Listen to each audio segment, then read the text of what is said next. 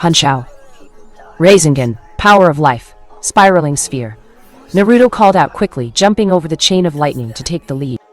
Sai watched as a large ball came into Naruto's hand. It was an entirely white glow. He watched Naruto slam the ball into one of the soldiers, making it break apart. The three dashed through the seemingly endless crowds of Solidar before finally making it to the end. Sasuke and Kakashi took their stances while Naruto kept on running towards the cave. "We'll hold this line, Naruto.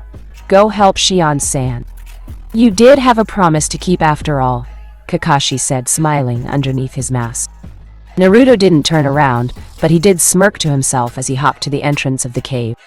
Naruto could feel the malicious chakra swirling around inside. It was somehow combating with his Hanshao, but unlike the many previous times, his Hanshao wasn't being taken from his body. Naruto didn't know what Shin did, but for now it didn't matter. Naruto would take Shion home. No longer would she be alone. Taking a deep breath, Naruto made his way inside the cavern. He didn't know what he would find, but it didn't matter. He had work to do. With Shion. "Oka-sama, I do not understand. Why are you?" Shion asked with barely concealed surprise or happiness as she took in her mother's form. Miroku casted a gentle smile upon her daughter before slowly bringing the Uzumaki priestess into a small hug. "Shion, please forgive me for the things I've done. I left you alone to bear the weight of our priestesshood alone. Nothing I do can atone for that. On top of that, I didn't tell you our heritage. How foolish I must have been. I am so sorry," Miroku apologized. Shion felt the warmth of her mother against her body before slowly frowning. Shion didn't know how to respond to all of these confessions. She felt like she should forgive her mother. After all, it wasn't intentionally her fault that she was left alone. She had a job to do, and she sacrificed herself so that people could live. And yet, how was Shion supposed to deal with all the pain of those years? All those terrified glares at her constantly. How was Shion supposed to deal with that?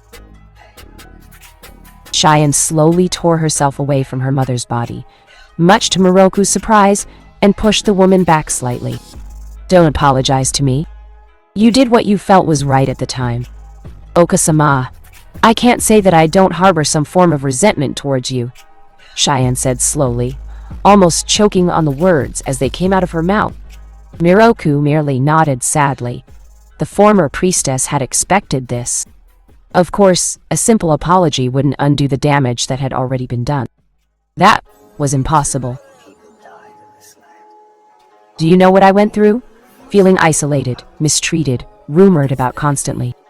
I just wanted friends, but everyone pushed me away, so afraid that this ability would kill them if they did something wrong.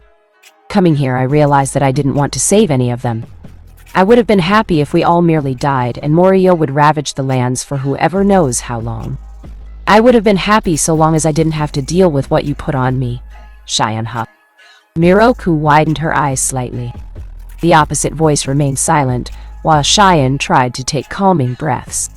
Shion balled her fists, making her nails drive into her skin, but she didn't have the time to mind. "Shion, Miroku started, but a raised hand from Shion caused her to stop. "And now I finally have someone who wants me.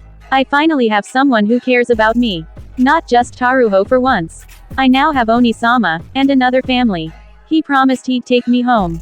Even now I can hear him. His heart's pounding wildly, his eyes focused, his feet moving through the cavern. He running to me to take me home. Don't apologize for this," Shion answered. She quickly held her gaze and gave her mother a bright smile. "Because I now have what I have wanted all along," Shion replied. Miroku widened her eyes before slowly looking down at the ground. "I didn't want to leave you alone. Back when Morio was free, I knew that there was only one way to defeat him. I had to seal him inside me. I could have done it to you, but I could never subject you to such a future or such vicious chakra. I sealed it into myself. I thought my Uzumaki blood would stop it. Yes, Shion, you are a true Uzumaki," Miroku responded. Shion slowly widened her eyes before Miroku continued. I sealed Morio into my body, but he slowly took over me, devouring me from the inside out. However, thanks to our clan's special chakra, I was able to, for lack of a better word, detach my spirit from my body. My spirit gravitated to the closed form of pure chakra. Xian, that was you, and I was placed inside the bell. I have seen what has happened to you throughout your life. You might be right, I have no right to apologize. Nothing I say now will change the past, but the things I tell you now will shape your future, Moroku quickly replied. Xian raised an eyebrow to her mother's words before she noticed the elder woman take a seat on the white floor. Xian sat beside her while Moroku looked up at the seemingly endless white space. Uzushiogakure is our home, Xian-chan. It was located in the land of eddies. Xian, I will not tell you of all of our clan history, for I don't know it all. But if Naruto-san says he will take you home, then I am sure that they have clan books and such for you to read. However, I will explain to you the lineage of the Uzumaki priestesses, Moroku explained. Xian slowly nodded while Moroku sighed. Ever since the Uzumaki clan was founded, our clan has had a much more special connection towards the spiritual side of chakra rather than the physical. The Uzumaki believed in the powers of beings beyond humans and sought to become like that. The very first priestess of the Uzumaki clan was called Kureha Uzumaki. She was also the most powerful priestess. You see, Xian, unlike most Uzumaki, the priestesses were not endowed with the red hair or the physical prowess that most Uzumaki exuded. No, the priestess spent their time mostly praying to kami or other beings for the continued perseverance of the Uzumaki clan. Kirya-sama established the priesthood for the Uzumaki clan. She had a very special chakra. Maybe it had to be that she was the great-granddaughter of the first clan head of the Uzumaki clan. Moroku stopped to take a breath before continuing. She could see Xian fixated on her story, but continued on. Kureha-san was able to receive divine blessing from kami or something of that nature. With her power, she was actually able to help subdue Morio the first time he was unleashed through Uzushiogakure. She easily defeated him and people recognized her ability in priesthood. So, from her line came more Uzumaki female priestesses. Even now, most don't know what her form looked like. Even I don't. But it was truly a beautiful form is what the scrolls said about it. However, word spread of her power and those outside the Uzumaki clan feared her greatly. Most thought her to be a bijou given a human form. A lot saw her as the ideal mate, one to have under control of her power. Kureha-sama knew this, but she stood fast. Fearing for her clan's safety, Kureha-sama split her power into two divine Uzumaki objects. One is the bell that you have here, but the second, no one knows. It's been lost to the ages and into the realm of legend. However, Xian-chan, you must understand that it is indeed real. Anyway, once Morio was sealed, then Kureha stated that more Uzumaki priestesses would be needed. The clan had agreed, and so for every 10 children born, 2 girls were trained in the priestess path. Kureha-sama shortly after had children of her own, 2 girls and 1 boy. The girls went on to inherit the will of their mother as well as the title of Uzumaki priestess, becoming the leaders of the Uzumaki priestess shrine. However, the single boy she had was the amazing factor, as he was the only male to have a chakra that resonated to the shrine, and divine objects, much more than the sisters. The brother would actually then set up a compound outside of the Uzumaki clan village, for monks and the like. Actually, Hinokuni's fire temple is known for subconsciously passing the teachings of the brother throughout their temple, Moroku said with a sudden pause. Xian widened her eyes to all this information that she was learning before noticing that her mother was continuing once again. Once the fall of the Uzumaki came, and the survivors scattered, somehow Morio got transported as well until he somehow ended up here with us. The descendants of the 2 sisters and the brother went on to form their own lines. However, even until the end of the Uzumaki, priestesses were trained to fight and protect themselves under Kureha-sama's previous orders, as the divine beings required those of a fight body and fit mind. The only other priestess I know who came close to her had to be my mother, the priestess before me, Momiji Uzumaki. I do not count her son if only because he was never claimed as a priest or priestess, Miroku replied. Cheyenne gasped while Miroku kept a small smile on her face. Xian, I wanted you to live a normal life, but I can see that you are special. I should have given you the things you needed and wanted, not just what I felt you needed. Xian, as a priestess, I will do as you say and will not apologize, but as a mother I will keep this regret in my heart of how I failed you. Xian-chan, please continue the line. Do not let it die out. I have faith in you. You are my daughter and I will always love you. Go home Xian. Be safe. Most of all Xian-chan, do what your heart tells you, Miroku said. Xian balled her fists as she watched Miroku fade away. Xian slowly stood to her feet while Miroku smiled. I'm glad I could talk to you one more time. Go and be what I know you can be, Miroku said before she was gone, leaving Cheyenne once again. Cheyenne looked up at nothing before smiling when a lone tear fell down her cheek. I understand, Oka-sama. I will do what must be done. Thank you, Cheyenne replied mentally. She then turned her head to the right and smiled. He's here. Anu-sama. Cheyenne spoke with a wide smile across her face. She didn't know what it was that she was supposed to do, but she knew that she felt warm. She felt so much warmth. Warmth enough to take the coldness of her past out of her life. Cheyenne was warm. Just like Xian had said, Naruto hopped out of the entrance to the cave and landed gracefully to the ground, taking into account all the things around him. He noticed the large swirling black ball of negative chakra right in front of his face. Closing his eyes, Naruto forced his Honsho to push past Morio's negative chakra before finally coming to the center. There was Xian curled up softly into a small ball with the glow from her bell protecting her. Naruto gave a small smile. Okay, good. Xian-chan is still alive, Naruto said to himself. However, he quickly noticed the black ball taking shape. Each shape formed the image of several dragon heads. The heads swirled around wildly in the air before focusing their eyes over Naruto's form. Morio quickly snarled while Naruto frowned. You're the one who will. No, I will never serve you. The great demon shouted before he lashed out a tendril towards the blonde. Naruto watched the incoming action upon his person before closing his eyes. You're the one who was calling me. Very well, we'll have a go, Databeo. Naruto thought to himself. Unknown to him, Kyuubi gave a light smirk on his face. Naruto slid to the right to dodge the shot before he noticed a second and third strike coming his way. Naruto quickly made a clone and had it grab his arm, sending him flying into the air. Yuzuno Fukash, Daiuzumaki Ikari, Naruto shouted.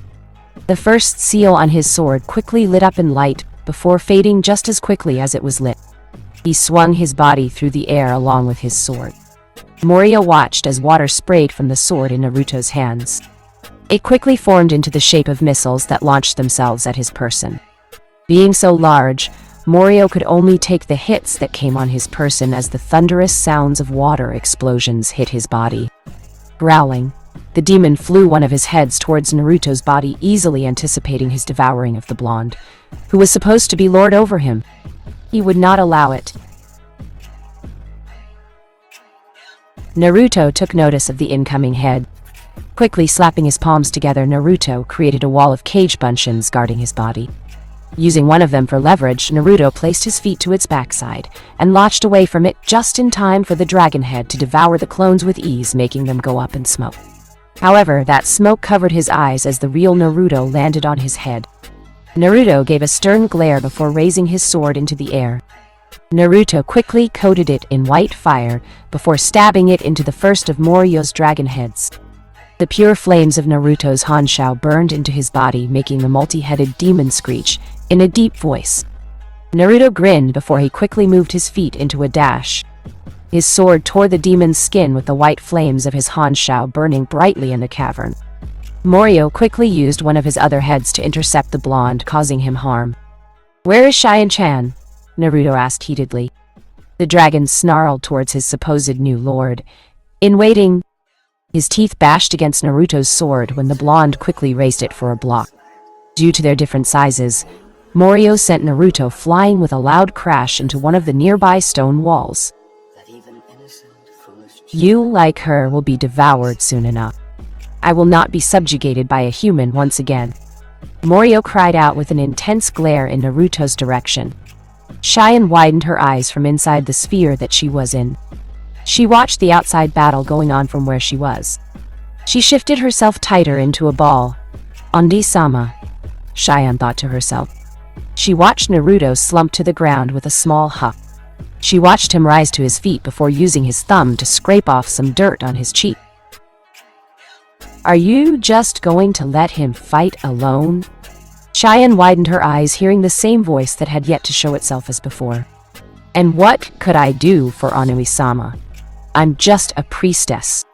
I am not Kureha-san or Momiji Oba-sama. I don't have power like that, Cheyenne exclaimed. The voice stayed silent for a second before chuckling. That's not the question you should be asking yourself. It's not what can I do for Onui-sama. The question you should be asking yourself is, what am I willing to do for Onui-sama?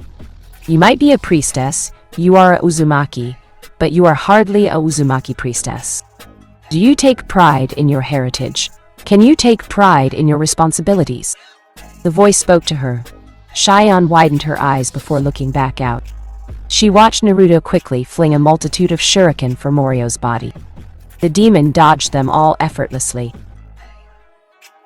Uzu no Fukush, Reimei no Kyoda, Whirlpool Revenge, Intense Thunder Swirl. Cheyenne heard Naruto call out. Quickly, she noticed the white flames of his sword dissipate. The second seal of his sword lit up and then dissipated. The sword was coated in a furious and angry field of lightning. Taking the sword, Naruto swung it left, then right, and then left again. Over and over he swung it as Cheyenne watched lightning pour from the sword in wide arched forms that quickly bashed into Morio's body at an astonishing rate. Even now I can see he is willing to do anything to save you. Are you willing to do anything to go home? Are you willing to do anything to keep him safe? Are you willing to do anything to make sure that you live up to the standard of an Uzumaki priestess, of the Uzumaki clan? The voice suddenly shouted. Cheyenne balled her fists as she watched Naruto fight. Quickly, Cheyenne raised her hands into the air and brought them to her face. She wiped her tears away. No more crying. Again? What does he mean again? Was he used before? Naruto thought to himself as he watched Morio stand to his feet once again. Naruto readied himself for another strike against his person. Suddenly, Naruto groaned as he grasped his head and dropped to his knees. Kit, he's re-establishing the connection. He's taking your Hanshou again. Whatever the shinigami gave you, it's over now. There is nothing keeping him from killing us now. You have to end this now, Kyuubi protested. Naruto's fingers drove into his skull painfully. He heard Kyuubi's words and knew he was right. Even now he could feel the life drawing away from his person. He had to restrain Morio somehow, but Shin told him that the way for him to make the demon his Shinju would come to him when he needed it. He needed it now and he had nothing. Kuso, Naruto snarled before taking his sword into his free hand. Yes, this power is wonderful. So wonderful. I do not need the priestess anymore. Once I have you, then I will move on to her. I wonder if the rest of your clan tastes the same. I'll devour them all and then nothing will stand in my way of my goals. My 1,000-year kingdom will rise. No one will ever use me again. Morio cried out. Naruto gasped from where he knelt before getting to his feet. His body felt like it was on fire once again. He struggled to stand, but he did. He held his sword as best he could. You think I'll let you hurt them? Not a chance. You think I'll let you hurt Cheyenne-chan? Not a chance. You think I'll abuse you? Not a chance, Datbeo! Naruto suddenly shouted out. Morio looked at the blonde in sudden surprise of his response before he finally snarled. Naruto quickly gave a smirk as Kyuubi's chakra poured over his body. It coated Naruto's sword and the rest of his form. 9 red tails appeared from his backside while his eyes turned red. His whiskers grew defined. Naruto grinned to himself before he suddenly blurred out of sight. Morio widened his eyes before he looked left and then right, but he didn't see Naruto anywhere in sight. Hanshou. Shometsu. Power of life. Annihilation. Naruto shouted. Morio's heads went upwards as they noticed the young blonde above them. With a great shout, Naruto's white flames blasted from his sword. In response, Morio fired one of his claws in Naruto's direction. Naruto watched the incoming action before he bashed his sword against the claws. Morio roared as a blinding light came over the cavern. Cheyenne cursed as Naruto's chakra suddenly became too bright, as she had to close her eyes from the sight. With a loud crash, Naruto slammed into the ground, severing one of Morio's claws.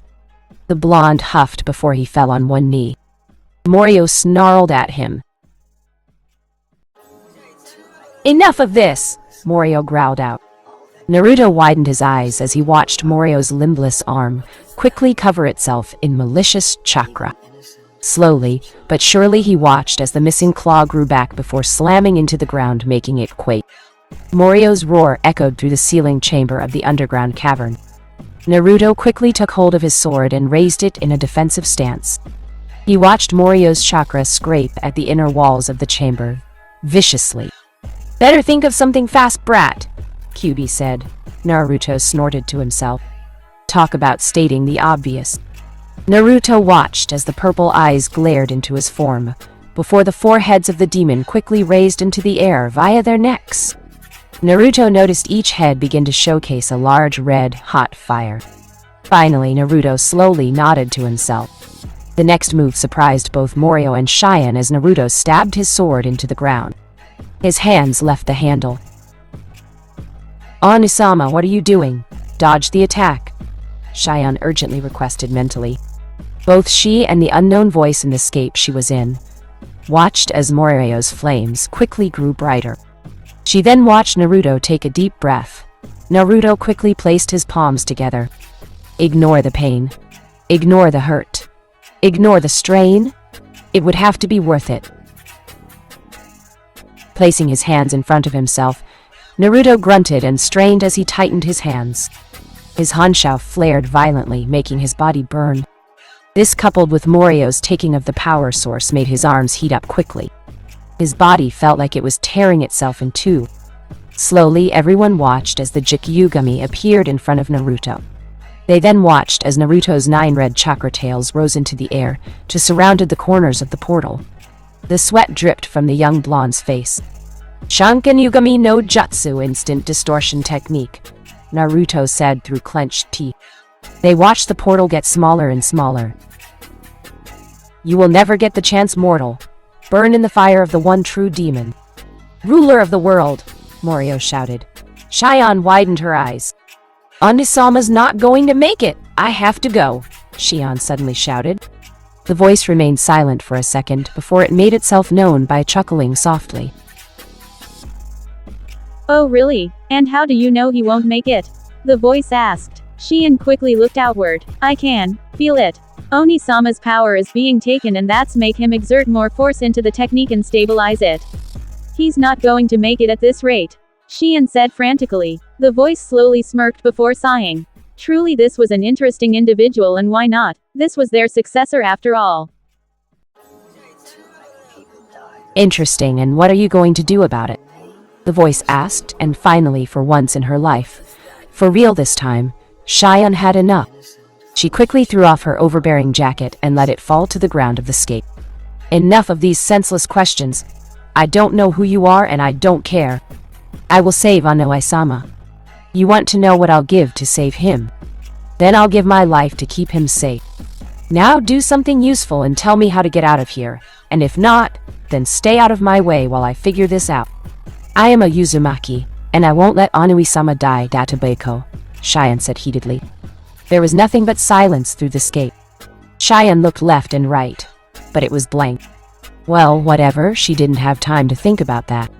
However, before Cheyenne could do anything, she widened her eyes when she heard laughing. Not bad for a prideful brat. Very well. Since you actually had the gall to talk back to me of all people, then I'll help you.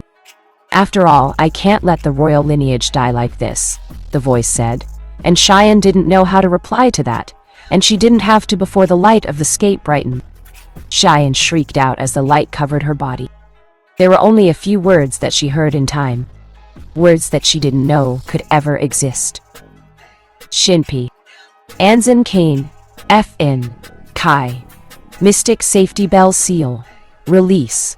Cheyenne's world blanked out in an instant once those words were spoken. The lightscape seemingly exploded. Dai Utsumaki. Naruto! Morio cried out as the flames poured from his mouth. The sea of fire raced for Naruto's body. Naruto grunted before he widened his eyes as the shinigami faded into nothingness. Naruto huffed while Kyuubi sucked his teeth. "Two!" Kyuubi grunted. To think that Naruto had lost so much in that short time was inconceivable. How did Morio take so much already? It didn't make any sense. This wasn't good. Naruto quickly grabbed his sword and he noticed the incoming sea of flames. Naruto gave a somewhat wide smile. The flames bashed into the wall with a mighty crash followed by a loud explosion. Outside, Sasuke, Kakashi, and Sai widened their eyes as the ground quaked and shook. They looked back and noticed the cavern shake behind them. Sasuke narrowed his eyes as did Kakashi. Sai did different and offered a small frown on his face. Sasuke's grip somehow tightened around his sword. He has the Shinigami contract. He can't die. That loser wouldn't die to something like this. Sasuke reassured himself. Kakashi felt a bead of sweat fall down his face.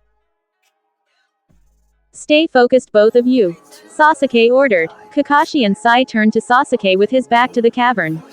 We have our roles and the loser has his. He's not going to die. If he does, I don't care if the Shinigami is his summon, I'll make sure he's miserable in the afterlife, Sasuke said with a smirk. Kakashi widened his eyes before smiling while Sai offered a fake one. That is true. Naruto is Hinoken's #1. Hyperactive, indomitable shinobi, Kakashi said, while Sasuke nodded in return. Sai smiled as they watched the last of the incoming stone soldiers. At the compound, Yugao leaned against the roof of one of the buildings. Inside the building, Yuna kept watch over Sakura as the pink-haired Kunoichi remained oblivious to the things around her. Both females looked at the moon from their viewpoints after the shock subsided. Shikio-sama, you brought Sasuke. I will not allow you to leave our lives like this, Yuna softly replied in her mind.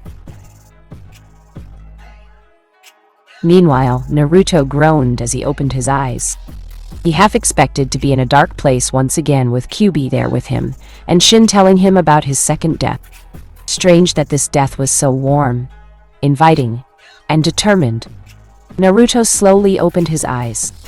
Not tonight, Oneri-sama. You're not going to die tonight, Oneri-sama, came a very soft voice.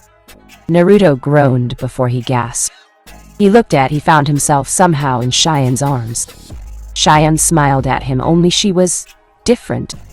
Around her face were red markings of some unknown origin. Her hair, for some reason, was no longer blonde, but light red just like Tayuya's. It stood up in a strange way, defying the gravity of the earth, just like a certain one-eyed Jonin sensei that he remembered. Her arms were covered in a blue cloth that went down past her legs, bathed in the light of her strangely warm, divine-like power and appearance. Her regular clothing vanished, leaving her in a thin yellow dress. Naruto couldn't help but blush. Tenshi, Naruto said offhandedly. Cheyenne quickly blushed from the comment to her looks before smiling. What's wrong, Oneri-sama? I thought you were going to take me home. You weren't lying to me, were you? Cheyenne asked, and Naruto quickly straightened up. He looked up around them and noticed a large sphere of light protecting them from Morio's flames as Cheyenne set Naruto to his feet. Naruto shifted uncomfortably, if only slightly. Cheyenne-chan. What? Naruto wanted to say, but Cheyenne's didn't give him the chance. Oneri-sama, in this form I have the power to completely destroy Morio forever. However, it will cost my life to do so. Cheyenne spoke. She watched Naruto's eyes harden over her form before she snickered to herself. I understand. I thought you might disagree with my choice of action, Cheyenne said while Naruto suddenly raised an eyebrow. However, both noticed the flames subside, and Naruto could honestly say that if the situation weren't so pressing, then he would laugh at the mere shock on Morio's face at the priestess and the Uzumaki standing before him. I will take you home, Cheyenne-chan. That's the promise of a lifetime, Naruto responded. Cheyenne gave a wide smile and nodded. She then softly touched Naruto's shoulder.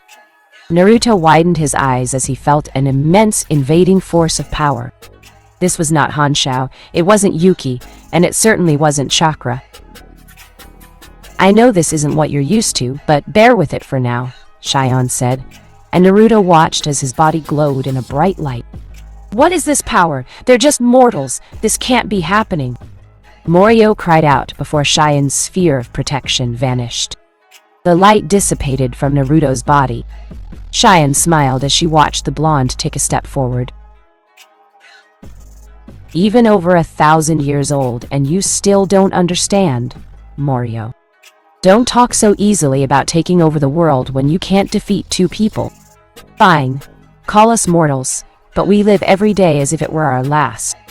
This is the rule of death. We cannot run from it nor escape it. It will come for us all eventually, and the shinigami will ferry you to the afterlife, Naruto said. Wrapped around Naruto's black Hinoken outfit was a white robe gently covered in a bluish light aura. His sword pulsated and illuminated with the same type of light. There was the kanji for the word death on the light robe as Naruto brushed his hand through his hair. Morio snarled while Naruto looked up at him with silver-colored eyes. I will kill you both. I will make sure that you both die. I will enjoy tormenting your souls for all eternity. Morio hollered as he made his way towards the two. Naruto took one of his hands and opened his palm. His sword in his right hand seemed to glow even brighter while Shion clasped her hands together. O Shinigami-sama. You who know life and death as one. You who ferry people to their resting place. Please bless these humble individuals with your divine power. Keep us safe. Keep us near. We beg for you to guide and protect us. Give your servant and summoner the will to succeed. He is worthy, he is right. He is strong. I, Shion Uzumaki, of the Uzumaki clan priestesses, beseech you. Guide his strength to his target and vanquish his foe. Shion prayed swiftly. Naruto's cloak flapped in a heavy ray of light, while his silver-colored eyes narrowed swiftly. Naruto grinned as he placed his open palm over his sword. Uzu no Fukush. Hairi, Whirlpool Revenge, Scarlet Dragon, Naruto said, the third seal on his sword, lighting before dissipating. Morio widened his eyes as Naruto dashed forward impressively, while Shion opened her mouth and sang a strange song. It had no words, merely a melody, but Naruto didn't mind that at all. Naruto appeared in front of Morio and brought his sword back. Quickly coating itself in a swirl of fire, Morio seemed to hear the sword roar at him before Naruto swung the sword forward, unleashing a sea of roaring flames over Morio's body. The demon snarled at the blonde over the intense heat. This is not enough to defeat me, Morio shouted nearly at the top of his lungs.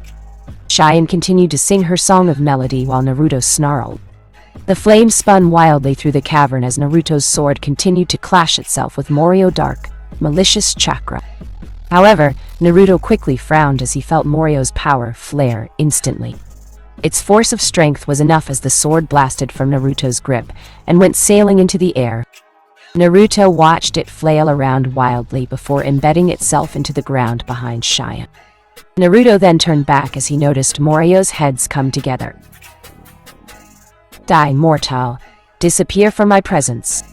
The great demon shouted as each mouth began to showcase the intense flames of his fire once again. Naruto narrowed his eyes before taking a deep breath as he held out his hand. It's not that simple, teen. Don't you dare speak of death so casually as if you could understand. Naruto hollered as his open hand showed a very familiar technique of swirling condensed hanshao. Morio growled before launching his heavy flames at Naruto's person. Naruto noticed the incoming flames upon his person before a large barrier of light came between him and the fire. Naruto looked back and he saw the transformed Shion now had her arms spread out wide, the light from her body illuminating the ceiling chamber brightly as she did so. Naruto gave a small grin before turning back to the situation at hand. With the shield of light chakra protecting him, Naruto dove into the flames. Morio couldn't stop his surprise. He heard Naruto's resounding shout through the cavern. Quickly, he watched as Naruto appeared in front of him unharmed. Morio widened his purple eyes as the swirling sphere in Naruto's hand only seemed to get bigger and brighter, forcing Morio to actually close his eyes from the sheer sight of it. Cheyenne slowly opened her eyes as she watched the sight. "Go, Oni-sama. Free us both," Cheyenne replied in thought while a small smile came across her face.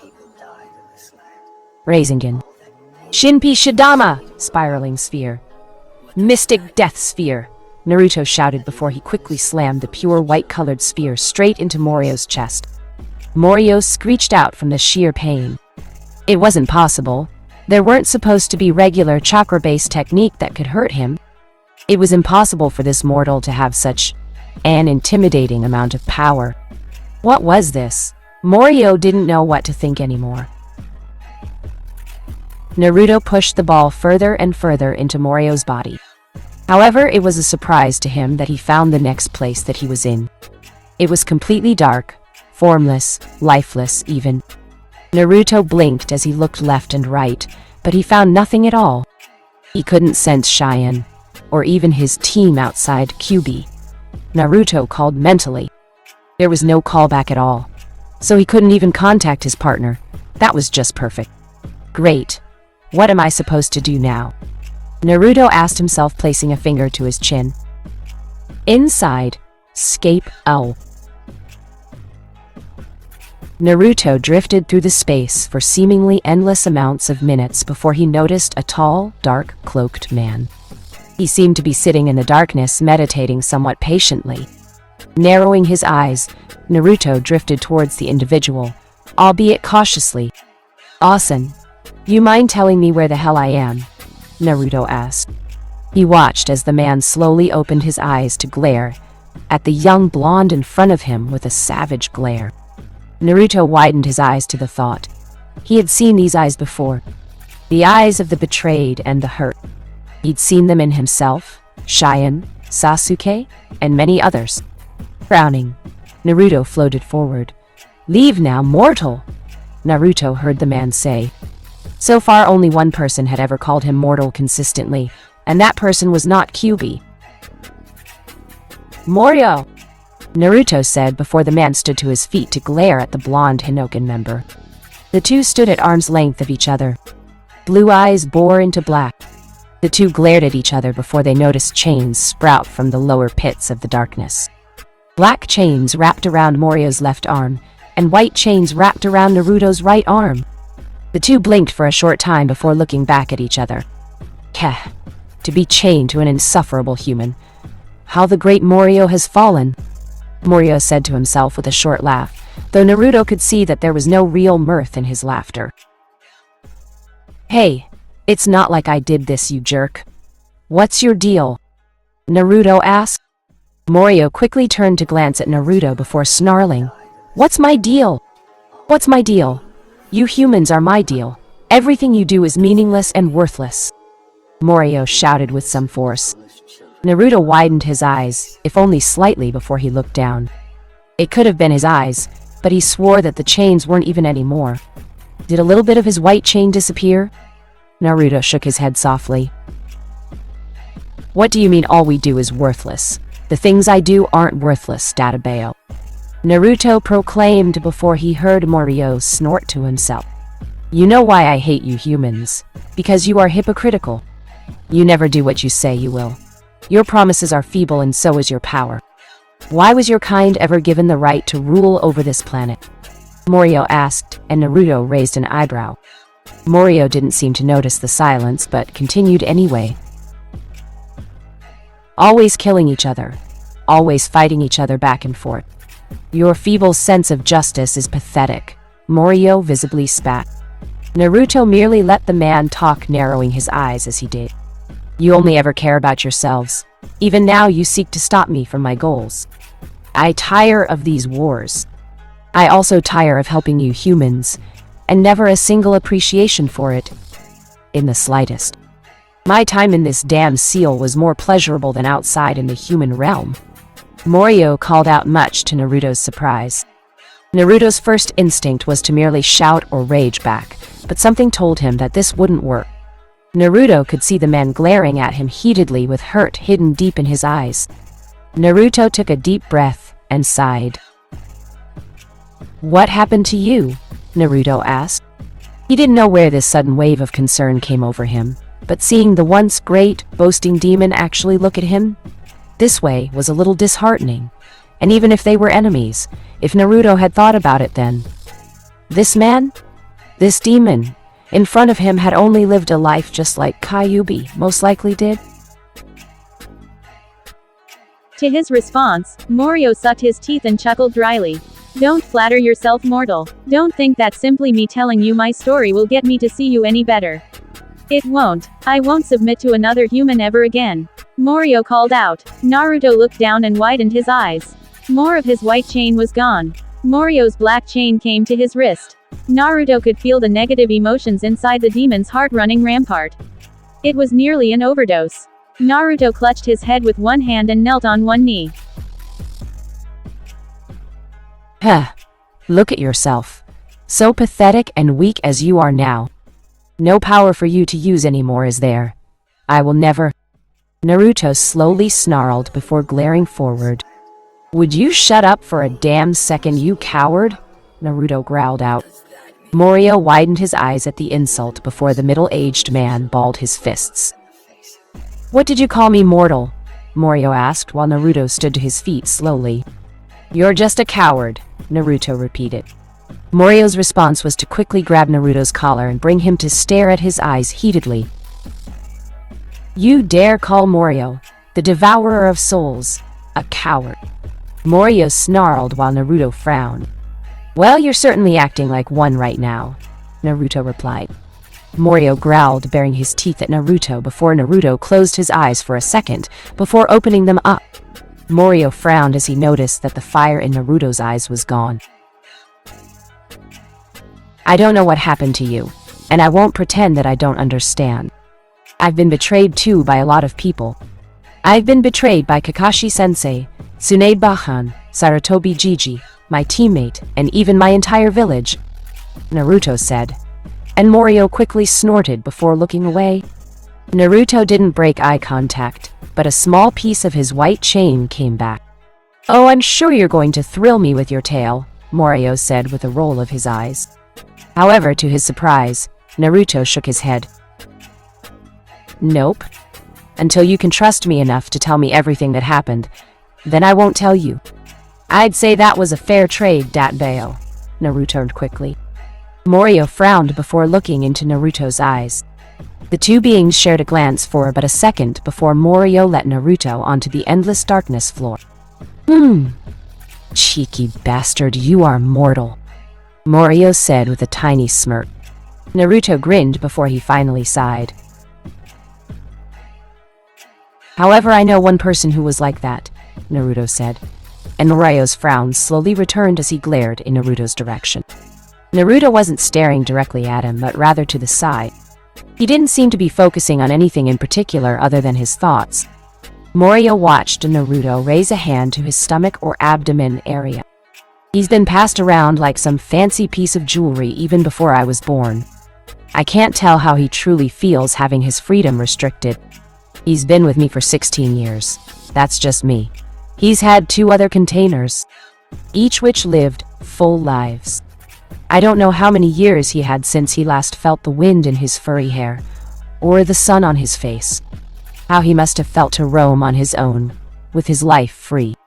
I doubt I could understand, Naruto said with a sad smile. Morio slowly softened his glare while Naruto chuckled. Only a few months ago is when we started talking to each other regularly. He helps me out, offers me advice from time to time. I wouldn't consider him subservient to me. He's more like my comrade. There are things I can't do alone that he will help me with. I don't want you to submit to me, Morio-san, Naruto said, and Morio twitched at the small jab to his age, but didn't reply. The black chain slowly diminished, being replaced by a vibrant white chain, as the black chains near Naruto's wrist dissolved into the white chain. Keh, like I'll believe that brat. You'll take the first opportunity, see you, to seal me back up where I am once you're through with me, if I ever gave you the honor of having me in the first place, Morio replied. Naruto blinked before sighing. If you're going to continue to act like this, then I might have to... Morio. I don't know your reasons for this 1,000-year kingdom of yours, and I don't think you'll tell me today. But I want you to know, Naruto said firmly. Morio folded his arms before he noticed Naruto placed a hand over the place where his heart was. If I ever do wrong by you, then by all means you are allowed to devour my soul, Naruto said. Morio widened his eyes in such surprise that he was forced to take a step back. Don't toy with me, brat. I don't need your pathetic soul. I am Morio, devourer of souls. How many souls do you think I have in comparison to you? Morio asked, and Naruto scratched his cheek impishly. Hundreds? Naruto asked, and Morio deadpanned. Try thousands upon thousands, brat. What makes you think I want your soul? Morio asked, and it was Naruto's turn to deadpan to the great demon as he slowly folded his arms. Well, you admitted it only like the whole time that we were on this island, so I would have thought you would have wanted me for something, Naruto replied.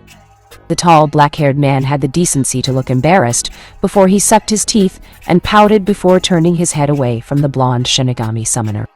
Naruto shrugged his shoulders before the two merely looked at each other. The silence seemed to be deafening to them both, and Morio couldn't help but be shocked as he watched Naruto fall to his knees and bow. Morio, devourer of souls, I request your strength to help me move forward, to protect the things important to me, and let me continue to find my own way. On my name and title as heir to the Uzumaki clan, I will not betray you nor forsake you. Please lend me your power and become my Shinju, Naruto said firmly. Morio widened his eyes as a chunk of the black chain turned into white chain slowly coming up to Morio's wrist and making its way from his arm and to his neck. Morio watched Naruto's request before growling. Are you deaf, brat? I said that I would never submit to another, Morio growled out before Naruto looked up at him. Then don't submit to me. Don't say that I'm the ruler over you. Don't say that I'm your lord. Just be my comrade, Naruto said, and Morio snarled. I am a near millennium-old demon. I do not need to be the comrade to a lowly wimpy. Spineless. Morio slowly drifted off into his own thoughts. His black eyes bored into Naruto's blue once again before he turned around. He couldn't hold a damn eye to the mortal anymore. What was wrong with him? Morio felt short of breath of a change. No fighting had ever left him. This exhausted. He placed a hand to his chest. It felt unbearably hot, borderline uncomfortable. Naruto raised an eyebrow while Morio snarled. He balled his fists in anger. It was so stupid. Everything was so stupid. Bullshit. Bullshit. Bullshit. Stand on your feet, mortal. Do it now, Morio demanded. Someone like this didn't deserve to have his head bowed, much less be on his knees. Naruto blinked before he stood to his feet while Morio closed his eyes. No way! No way could he be thinking about this. No way could he ever think that this was okay. He had learned every human was the same. They were not different. No matter how much they claimed to be different, in the end they were all the same. Who did this blonde think he was doing this in front of Morio with this conviction? He was a kami-forsaken demon. A mortal could never understand the ask for help so many times to a dying nation, offering that damn help, then being praised for a short time only to be condemned to a life sealed for the rest of your life. A mortal like you could never understand, Morio growled out. Naruto lowered his gaze to the ground. He then sighed before chuckling to himself. Yep, I don't know what that's like. I don't know if I ever will either, Naruto responded. Morio frowned before quickly turning his eyes away from the blonde. It was obvious that the demon was fed up with this conversation. Damn right you wouldn't. So stop spouting your self-righteous reasons for wanting me. Be comrades with me. Be comrades with a demon? Don't make me laugh. We wouldn't even be acquaintances, Morio replied. Naruto chuckled softly before nodding. True. You've got a point there, Naruto replied. Stop agreeing with me. It's sickening, Morio commanded. Naruto rose an eyebrow before he stopped talking. Morio glared back to Naruto with a solid look. Naruto's eyes merely stared at his equally before Morio finally sighed. Answer me one question. If I ever wanted to stop this instantly, would you let me go? Morio asked with a raised eyebrow and folded arms. Naruto tilted his head to the side in thought before placing a finger to his chin. He thought for a brief moment before he sighed. If I did let you go, then would you promise never to do this type of thing ever again? Naruto asked. Morio looked at Naruto blankly for about a full minute. However, to Naruto's surprise, the great demon suddenly laughed. His laughter filled the dark space they were in before Naruto watched the white chain finally make itself around Morio's neckline. The black space quickly turned white, as did the black cloak that Morio wore. Naruto then noticed the man quickly transform into his demon form, all heads in all. The chain around Naruto's arm slowly unsnapped before it settled into his hand, gently connecting with his seal. Naruto widened his eyes before looking up as the multi-headed demon roared through their shared space. You are my first Shinju, Morio, the devourer of souls, Naruto said with a wide smile on his face. Naruto snickered while Morio's roar resounded through the white space they were in, before all became too bright, and the two faded out. Outside, Naruto opened his eyes in surprise as he continued pushing the ball through the demon's body. His memories came to him in bundles before Naruto grinned to himself. With a loud, determined shout, Naruto bashed his technique into the ground, ensuing a tremendous explosion of the ceiling chamber as it erupted in a white light and the soft pinging of a chime. Outside, Sasuke, Sai and Kakashi looked back in surprise as the mountain exploded. The remaining stone solidars that they were facing slowly dissolved into dust of the ground. The three blinked in surprise before Kakashi gave a small sigh. He dropped his katana to the ground and fell to his knees. His body was swore. Kakashi nearly fell over before Sasuke caught him softly. Thanks, Sasuke. This Sharingan can still take a lot out of me after extended use, Kakashi said with an eye smile. Sasuke smirked with a snort. He turned to Sai, noticed the young boy actually smiling pleasantly for a change. Ian, don't mention it, Sasuke said. Kakashi just slowly nodded and chuckled humorlessly. It was then that Sasuke, Kakashi, and Sai made their way towards the entrance of the cavern, Sai picking up Kakashi's sword as they did so. Inside. Meanwhile, on the inside, the light quickly faded. Shion slowly opened her eyes while her ears picked up on footsteps. The angelic-looking priestess smiled brightly as she watched her Uzumaki family slowly make his way towards her. His bright, white cloak flapped softly in a small breeze while he held a small smile on his face. Shion matched his smile, and before long, the silver-eyed blonde glanced down to the priestess. Your sword, Shion said, handing it to Naruto. The blonde took the sword and sheathed it slowly before letting his arms fall. If you could stop time for 5 minutes, what would you do? Naruto asked brightly, and Shion's face seemed to gleam as she took Naruto's hand. Kukan-Yugami, Naruto called out, and time quickly stopped for those 5 minutes. It was not a long time at all that Shion got to do what she wanted once time resumed again. Take me home, Anabi-sama, Shion said, and Naruto chuckled with a small nod. Of course, my priestess, Naruto said. Softly, but swiftly, Shion's hair returned from pink to pale blonde. Her clothes returned to normal as well, and her power faded. Following her simultaneously was Naruto as his eyes lost their silver color. The cloak he wore slowly began to fade away into nothingness, leaving Naruto in his Hindokan attire. Slowly, Shion fell forward into Naruto's arms before passing out. Naruto chuckled as he watched the small smile on her face. Sighing, Naruto picked her up bridal style and held her close. Hey loser, you okay? Naruto looked up and noticed his teammates looking up at him. The blonde quickly smiled. Just peachy tem, Naruto replied. Sasuke smirked while Kakashi chuckled softly. Sai's soft smile faded into a fake one before they quickly began to collect themselves once more. With Sasuke's help, they secured Naruto and Shion, while Sai transported everyone to the original compound via Inkbird. As they traveled through the skies, Sasuke looked back at the sight and snorted softly with a small glare before his mouth flew up into a smile. Sleeping peacefully, there was Naruto and Cheyenne, each very tired from the day and its events. Konoha, 3 days later. Tsunade sighed as she continued to do her paperwork. It was just another early morning that the Goddamn Hokage wished she had never taken the job from her predecessors. She truly missed those days of freedom. Quickly stamping down on a request form, Tsunade sighed as she leaned back in her chair and gave a small yawn. Soon there was a knock on the door. Tsunade grumbled to herself as she really wished she could just threaten whoever it was to leave. But then she would have Shizune on her ass about her duties as the Hokage, and she just didn't need that right now. Quickly slipping another piece of paper into a finished column, Tsunade heard a knock on her door. "Come in," she said tiredly. Truth be told that she didn't feel like dealing with anyone, but it's not like she could tell them off.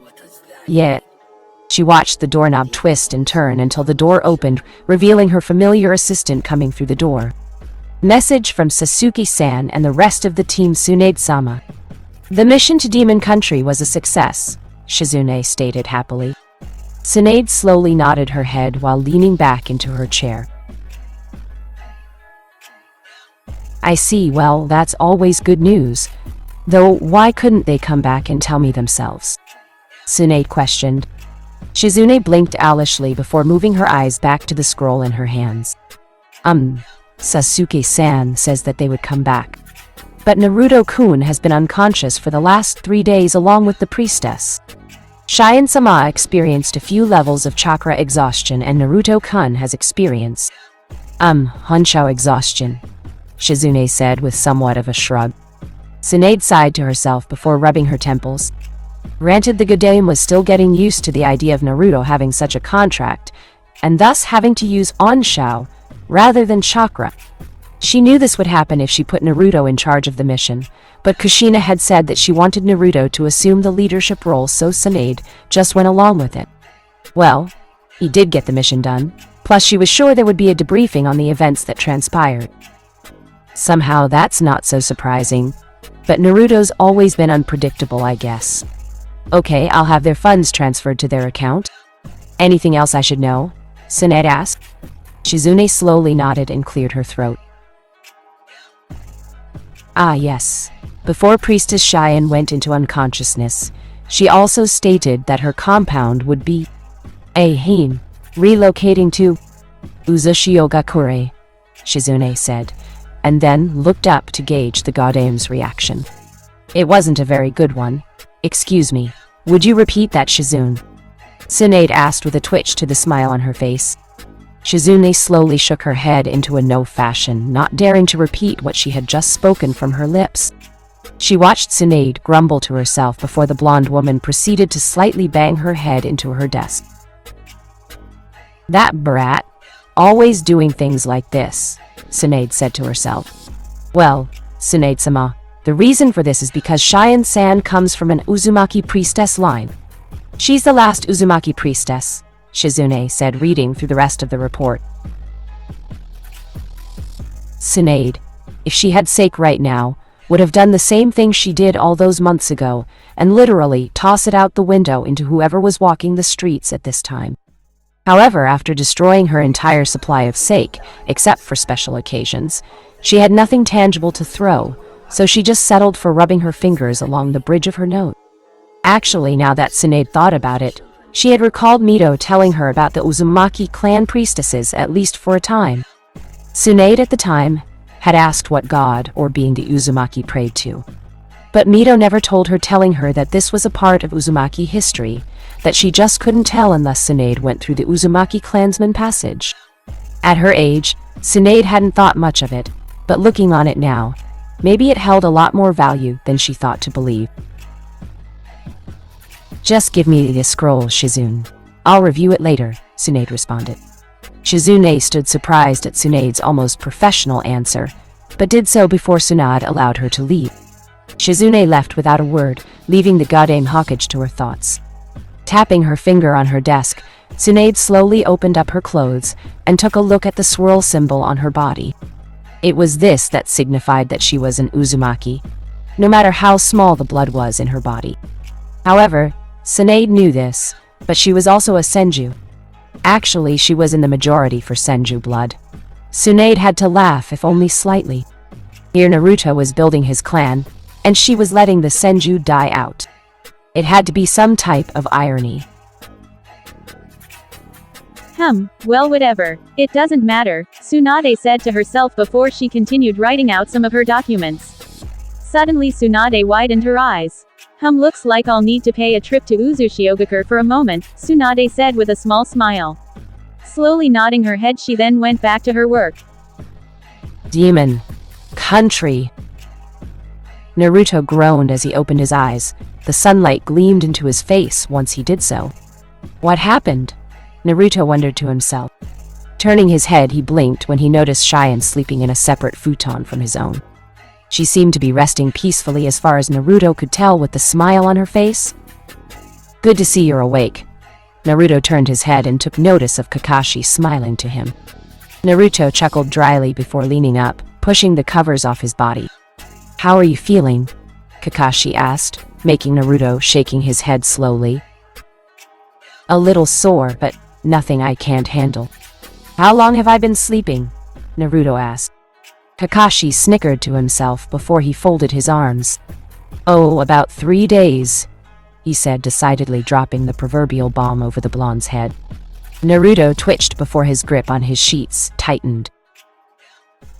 3 days, Naruto hissed silently, prompting Kakashi to put his hands up in defense. The one-eyed member of the Hinoken group then took a step back just to be on the safe side. It wouldn't do good for him to have the blonde worked up already. Though given the events that transpired 3 days ago, well then Kakashi was just happy that unlike the other times, Naruto wasn't covered head to toe in bandages. That's right, you really must have been pushing yourself as usual. I guess you really wanted to live up to that promise, right? Kakashi asked. Naruto slowly calmed down before smirking. He then threw the covers off himself and stood to his feet. As Naruto stood, his gaze fell to the summoning contract seal on his hand. He raised an eyebrow when he noticed that there was now a very small Tamu-like symbol etched into the seal, unlike last time. Naruto slowly kept his gaze over the seal for a moment, recalling Morio, or in particular their conversation beforehand. Shaking his head, Naruto yawned before dressing himself in his attire. Naruto silently closed the door to his and Cheyenne's room before he and Kakashi made their way into the main area. He noticed the stares of everyone on his person. It's about time you woke up, loser, Sasuke said with a smirk, which earned him a light punch to the arm. From Yuna? Didn't see you fighting the demon, Sasuke. Where were you? Naruto teased much to his teammates' ire. Sasuke sent a lone glare to the blonde, which Naruto readily matched before the two huffed and broke their stares, much to everyone else's amusement. Well, anyway, it's still good that you're awake, Naruto. We sent a message of success to Godame-sama about 3 days ago. Yugao spoke and Naruto slowly nodded before he took notice of the person in the corner. The very irritated and slightly tied-up person in the corner. What are you looking at, Blondie? The person asked. Naruto proceeded to frown before Yugao sighed. Don't make me gag you again. I spared you on a whim, Yugao replied. Naruto rose an eyebrow and turned to Yugao for an answer. Yugao sighed before slowly nodding with a look that said she would talk with him about it at a later date. Naruto acquiesced to her wants. Ah, fuck you, you purple-haired bitch! The feminine voice called before Yugao sighed once again. She then walked over to her captive and swiftly knocked her in the back of her head with the blunt part of her sword, knocking her out cold. She then hoisted her captive over her shoulder. Shizuku-san, you're getting very sleepy all of a sudden, Yugao said before walking out of the house with the former enemy. Everyone's sweat dropped when they watched her go before they all heard a separate yawn. What's with this noise so early in the morning? Everyone turned around once they took notice of Shion Uzumaki rubbing her eyes tiredly. Good morning, Cheyenne-chan, Naruto responded. Cheyenne slowly widened her eyes before she took into account everyone around her. We did it? We did it, Onui-sama? Cheyenne said, and everyone was surprised when she wrapped her arms around his neck, swinging around him wildly. Naruto laughed as she did so. Yamato, Sai, and the fully awakened Sakura just watched the scene with interest. However, Sakura was the only one who seemed to be looking at Naruto rather sternly. The pink-haired medic had woken up the same night Naruto and Cheyenne returned with the success of the mission. At the time, sure, Sakura was happy that they completed the objective, but her happiness didn't last for long once she took notice of Naruto. Ever since learning what she had learned from Koharu, Sakura had been looking at Naruto differently. No, she didn't hate him. At least she didn't think so. But she hated what he was doing. Not only to Sasuke, Kakashi, and Yugao, but also to even himself. The lie he was living, Sakura hated it. Cheyenne finally calmed down from her enjoyment. Now we can go home, right, Onui-sama? Cheyenne asked. Naruto seemed ready to answer, but he was beaten to the question by Kakashi. Unfortunately, Cheyenne-san, it's not that simple. While we could take you, it would still be a question of the daimyo here allowing you to leave.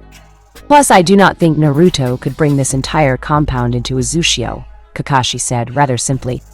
Cheyenne quickly turned back to the one-eyed Hinoken member with a blank stare before speaking. Well, I never expected Onui-sama to wait. Onui-sama can teleport objects? Cheyenne asked, and Naruto suddenly sent a scolding look to Kakashi, making the former Jonin rub the back of his head sheepishly. Yamato raised an eyebrow while Sai and Sakura remained confused. Deciding that it was already out, Naruto quickly took control over the conversation. Hi, Cheyenne-chan? It's one of my techniques. However, given its size, the Jiki-Ugami might not be able to teleport the entire compound. I only say might because I have never tried expanding it, or if that's even possible, Naruto claimed. Cheyenne slowly nodded in understanding before moving on with the conversation. I see. Well, that's fine. I was merely planning to leave the compound as a settlement for the daimyo as well as the land. You see, the daimyo has no true control over the priestess. I can leave to go anywhere I wish. Okasama settled here because we were the only ones who had the ability to seal Morio. But now that he's gone, then I can settle somewhere else. I can have my servants clear it with the daimyo. Then we can leave this afternoon if you wish, Cheyenne replied. Naruto slowly blinked before turning to everyone else who seemed to be thinking slightly. We would have to ask some of the civilians there if they would be kind enough to build another shrine compound for us, but it might be doable. Especially given that we have offered to let them stay on the land for a certain time, Kakashi said. Sasuke and Yuna glanced to each other for a second before Sasuke spoke. Building an entire compound for one priestess is hardly something to be done, though, unless we know how your clan chose priestesses in the past. I am unsure if even the Uchiha had priestesses, but I was aware that some of the more minor clans did from our history lessons back in the academy, Sasuke explained. Naruto quickly nodded before sighing. Team A has a point. I'll have to ask Kei-chan about it, but that shouldn't be a problem. But I am capable of transporting a mass amount of people, if that's all. We wouldn't have to use a boat, Naruto stated. Everyone else quickly agreed with that assessment. I can drop Yamato-san, Sai, and Sakura at the mainland, then move back to Uzushio. How is that? Naruto asked. No one seemed to have any objections and decided with that. Just in time too, as Yugao returned. So, have we decided on anything? Yugao asked, and she only had the lasting smiles of her teammates to go by. Yugao could safely assume that there was something she was going to be let in on. She just didn't know how much of a headache it was going to be. So the entire morning went like this. Cheyenne spoke of her relation to Naruto and claimed she would be moving along with the others towards their new location. It surprised her that no one seemed to argue with her statement as people began to quickly start packing their things. Cheyenne then sent a separate entourage of servants towards the daimyo to deliver her message of relocation. It was close to mid-afternoon as Cheyenne along with Naruto stood over a ledge looking out at the sun-filled landscape of Demon Country. For Xian, it was hard to believe that this was the same land that nearly came close to be ravaged just days ago. You seem to be smiling a lot more. Xian turned her head and noticed Naruto looking at her brightly with a smile of his own. Well, I guess I have an annoying reason for that. Don't you think, Anui-sama? Xian asked, and Naruto merely proceeded to rub the back of his head. Right behind them were the members of Naruto's team. It was all ready to go. Now they were just waiting for the letter to come back for Xian's dismissal. I think I'm happy because I got my 5 minutes, and also because I have learned about my role in our clan. And as such, to make sure that the priestess line never dies out, I will pass this ability to the next generation. So, how about it, Anui-sama? Will you help me out? Xian asked with the unseen smile on her face. Naruto merely grinned before turning. Sure, Xian-chan. I'll do whatever it takes. It's the promise of a lifetime, Datbeo Naruto replied with a shrug. Xian's small smile quickly widened. Kakashi widened his visible eye while Sasuke's eyebrow twitched. Yuna snickered to herself while Sakura gasped. Yugao and Yamato merely looked at the sight amused. Sai offered a small smile. Whether it was fake or not was anyone's guess.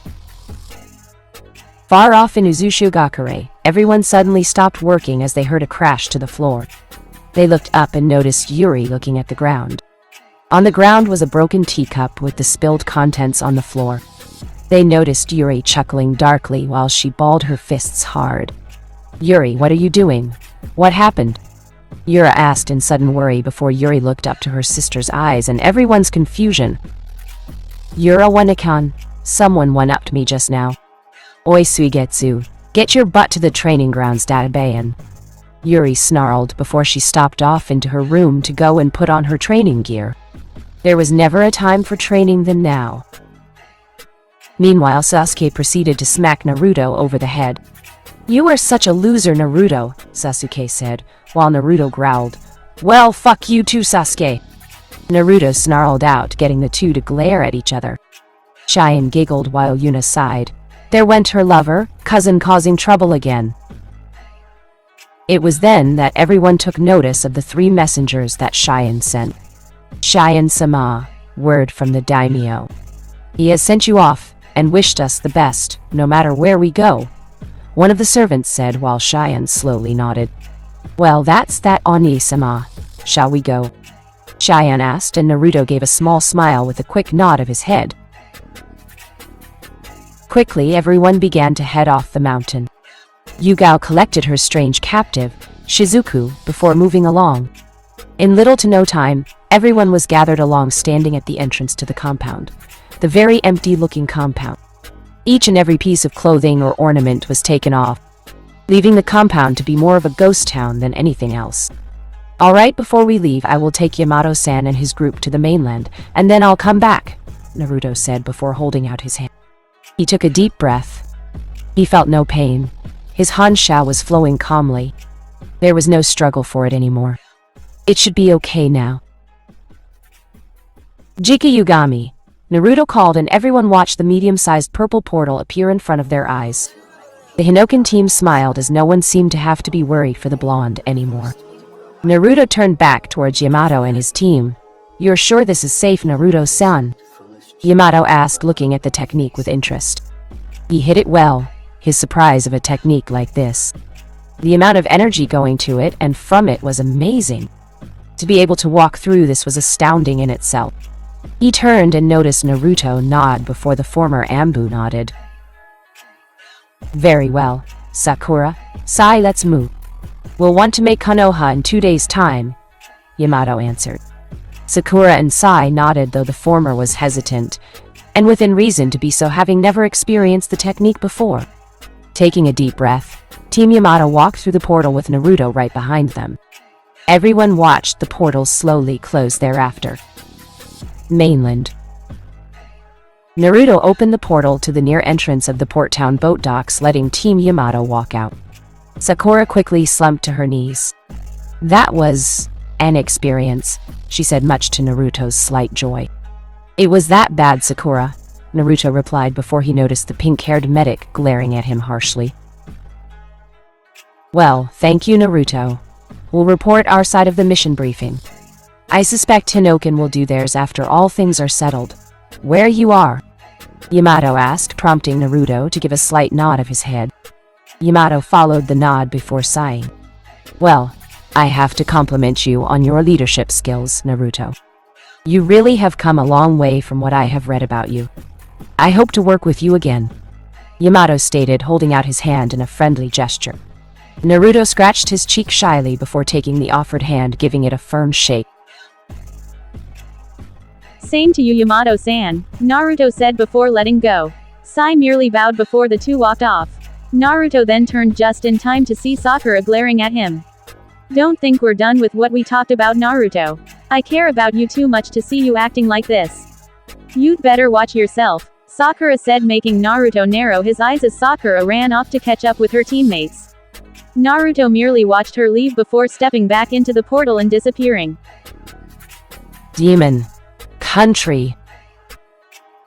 Everyone quickly straightened up when they noticed the portal appear once again. Out came Naruto before they noticed him smile widely. Your passage to your homeland, Priestess-chan, Naruto said with a mock bow. Cheyenne slowly snorted with a small smile on her face. She slowly walked forward. This was it. She was going home. Away from the place that she grew up. New memories would start here. Wonderful memories would start here. This was a new beginning, a new journey. Arigato Onisama, I could never have done this without you, Cheyenne thought to herself before slowly closing her eyes, letting the sun bring its warmth to her face. If you could stop time for 5 minutes, what would you do? Naruto asked brightly, and Cheyenne's face seemed to gleam as she took Naruto's hand. Kuken Yugami, Naruto called out, and time quickly stopped for those 5 minutes. Cheyenne gazed into Naruto's bright blue eyes before closing her eyes. Arigato, everyone. Thank you, everyone. Thank you for saving me. Thank you for risking your lives to allow me to see the future in front of me right now. I'm sorry that I let you down before. Thank you, Teruho, for always looking after me and staying at my side. I pray for your soul to find eternal rest, which is what you deserve. Watch over me as I forge my path as the Uzumaki clan's priestess. Oka-sama, I will rebuild what was lost to our family. Thank you for protecting me and giving me life. Also, I hated you, and still do. But, thank you, Morio. If not for you, I would never have known the family that I have in front of me right now. I won't be afraid anymore. This is my oath. For as long as Cheyenne Uzumaki is alive, she will do what she must for her clan. She is Cheyenne Uzumaki, and she is the heir to the Uzumaki priestesses. Cheyenne spoke, making Naruto's smile widen with her words. Cheyenne expressed her thanks more until her 5 minutes were up. Truly, they were the best 5 minutes she could have asked for. Cheyenne walked through the portal, and her servants followed behind her. Dozens by dozens they disappeared into the portal created by Naruto, before finally came himself and his team. Well, looks like we're done here. Let's go so we can fulfill your promise, Sasuke replied, much to Naruto's annoyance. Before he could retort, Yuna pushed Sasuke through the portal with a huff before she followed as well. Yugao dragged Shizuku through, as well along with Kakashi following right behind. Naruto smiled before taking one last look back to the compound. His gaze then fell to the seal on his hand, the single tamu on its center being especially apparent to him. Let's go home, my Shinju, Naruto thought to himself before he disappeared into the portal as well. No doubt his family was going to be in for another surprise, but then again that was Naruto Uzumaki, the master of surprises. Somewhere else. Kusuna huffed before he was roughly dropped to the ground with a large thud. He clumsily stood to his feet with the support of his one arm, the other arm having long been taken in battle by Yuna Uchiha. Out of the shadows stood his masked captor. The animal mask that they wore burned deep into his eyes, causing him to shiver if only slightly. Why have you taken me here? I have to get back and help Yomi-sama with the sealing, Kusuna exclaimed. The masked figure did nothing and said nothing. It was after a few moments did the figure slowly bow on one knee in full servitude. Kusuna raised an eyebrow to the act before widening his eyes as a feel of utter despair and bloodlust washed over his body. It literally forced him to fall to the ground. He felt threatened to take his own life right then and there. He felt like biting his tongue and choking on his blood. He felt like taking his one arm and using his nails to scratch out his eyes in pure agony. What feeling was this? It was so unsightly. So this is another person you feel can aid us. An interesting find given the recent events taking hold over the years. Kusuna heard someone speak. The pink-haired male turned his eyes around, but before he could gaze upon this person, he soon found the back of his head grabbed and then slammed into the ground, denying him his curiosity to be sated. You should feel lucky, Kusuna-san. Had my servant not stopped you in time, then I would have sent your soul to wander through endless torment for the rest of your days. It's an uncanny ability of mine, he said. Kusuna then felt the servant release his hold, but Kusuna kept his eyes where they were. Who are you? Kusuna asked.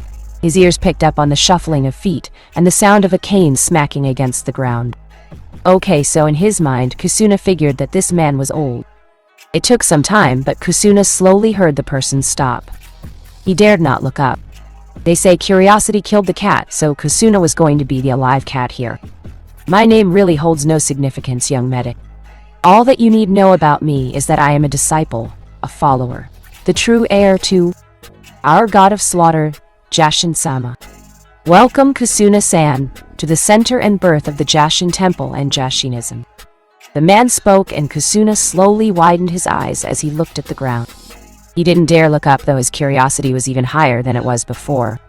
This was unlike anything he ever encountered, and unlike last time, he doubted he would make it out alive. Quote, "The fear of death follows from the fear of life. A man who lives fully is prepared to die at any time," by Mark Twain. Nighttime. 6 figures silently rushed through the trees. Their footsteps were a blur across the trees as they jumped on one branch, and then on the other. One after the other, they landed. The obvious leader of the group pointed 2 fingers to the sky, and then moved them forward. The other 5 nodded before they vanished out of the trees, leaving nothing of their presence. "Make sure you do not kill her. She holds a purpose," he said. Whether they heard him or not was anyone's actually guess. The leader watched his subordinate slip into Kanoho's walls. His eyes narrowed. "Now is the time. The time for the revolution has begun," he muttered to himself before he vanished out of sight as well. "The elemental nations will learn of the new uprising." His voice lasted through the stillness of the trees. 2 days later. Cheyenne slowly opened her eyes. The warm sun peered through the screens of her window, lighting her elegant face. With a tired yawn, the Uzumaki priestess slowly slipped up from her bed and to the floor. Sleepily, she made her way over to the curtains. Swiftly opening them, Cheyenne took notice of the land over the horizon. Strange, her compound hadn't been near this many trees. Slowly, Cheyenne widened her eyes before a small smile crossed her face. That's right. This was her ancestral home, Uzushio-gakure, home and land of the Uzumaki clan. She was the last of the Uzumaki priestesses. Naruto had saved her from her fate of death against Morio. Shion had been given her best reason to live, and she had been given her ambition to revive the Uzumaki clan priestesses. Well, she wasn't going to be able to do that here, in the safety of her room. Cheyenne perked up when she felt her stomach lightly grumble. Giggling to herself, the young priestess exited her room. Her feet tapped against the wooden floors of the main compound building where most of her family stayed. Last Cheyenne had heard, Uchiha Sasuke, Uchiha Yuna, Uchiha Mikoto, and Uchiha Itachi had moved just a building across from the main family house. Something about a building for themselves, and whatnot. At the point, Cheyenne didn't know where Kakashi or Rin stayed, nor the others like Suigetsu, Jugo, Zabuza, or Haku, all of whom she had met 2 days ago. Well, Cheyenne felt like she didn't have to be concerned. Coming into the main room, Cheyenne let out a small yawn. However, that yawn didn't last long, as Cheyenne thought she saw something fly past her. She was sure that she was just sleepy, and that a table hadn't just been inches from her face before it crashed into the wall. Rubbing her eyes, Cheyenne opened them and gawked. "Wanna say that to my face, you damn bitch!" Tayuya snarled. Cheyenne almost thought she saw her cousin's hair start to levitate into the air in multiple directions. Glancing to her other side, she noticed Fuka, who had dodged the coming table with a small smirk on her face. "And that Tayuya-chan is why you can't get a man. No man would want to kiss such a filthy mouth like yours," Fuka said with a somewhat innocent grin. Tayuya growled. "That's it? I'm burning your damn hair to the ground. You better hope shithead brings you back soon, 'cause I'll do it again after that also." Tayuya snarled before she lunged for Fuka. The older redhead danced out of the way. However, Cheyenne then watched as Tayuya somehow picked up the destroyed table and hurled it further across the room, issuing a larger crash and louder noise. "Oi, what the fuck is all this fucking noise about?" Risa shouted out, coming from the hall. It was obvious to Cheyenne that Tayuya's mother had still been sleeping if her bed hair had been any indication. "Go back to sleep. This doesn't fucking concern you," Tayuya hollered from across the main family room. She then turned back to Fuka, who held her tongue out childishly. Tayuya's face reddened in anger. Although that didn't last long, as Cheyenne felt immense pressure. She turned and noticed Risa chuckling darkly. Her fists clenched as a tick mark appeared at the top of her head. In a flash of speed that Cheyenne could only be surprised by, Risa grabbed Tayuya by the younger female's hair. "You must be on your period, Tayuya, because that's the only reason your ass is gonna talk back to your mother," Risa growled. Tayuya turned back to her mother in relative surprise. Fuka chuckled from her side of the wall she was leaning on. She pushed herself off it and walked over to the counter. "I guess tempers run in the mother and daughter duo," Fuka commented. No sooner had the redhead said that did she find both sides of her shoulders grab. Cheyenne gasped as she watched Tayuya and Risa speak. "Fuck you!" Both hollered in perfect unison before they, in one swift motion, flung Fuka out of the house and into the small training fields outside. A small crash sounded, causing Cheyenne to sweat drop. Another set of yawns appeared behind her. Cheyenne turned and noticed Yura, Yoran, and Yukimaru make their appearance. "Ohio," Yukimaru called. Everyone exchanged their greetings and pleasantries, leaving Cheyenne rather stunned. "They're just going to ignore this," Cheyenne thought to herself. She watched Guren turn on the stop to start making breakfast, while others sat at the table. Cheyenne was left stunned, but fortunately for her, it wasn't for very long. "Cheyenne wanna come have breakfast with us," Cheyenne heard Yuri call. Cheyenne blinked her eyes slightly before turning back to see Tayuya and Risa, still ranting over on the other side of the room. "Well, what do we do about that?" Cheyenne pointed. Everyone followed her eyes and noticed the normal sight of mother-daughter bonding between Tayuya and Risa. Yura quickly waved her off. "We have learned to expect this so early in the morning." "You'll get accustomed to it," Yura replied. Cheyenne just stuttered to herself before taking a deep breath. She then resigned herself to her new circumstances and her new family. Cheyenne took her seat next to Yukimaru. The young boy smiled happily at her, which Cheyenne returned to the best of her ability. Looking left and right, she noticed a couple of people missing. "Komachi-san isn't joining us?" Cheyenne asked.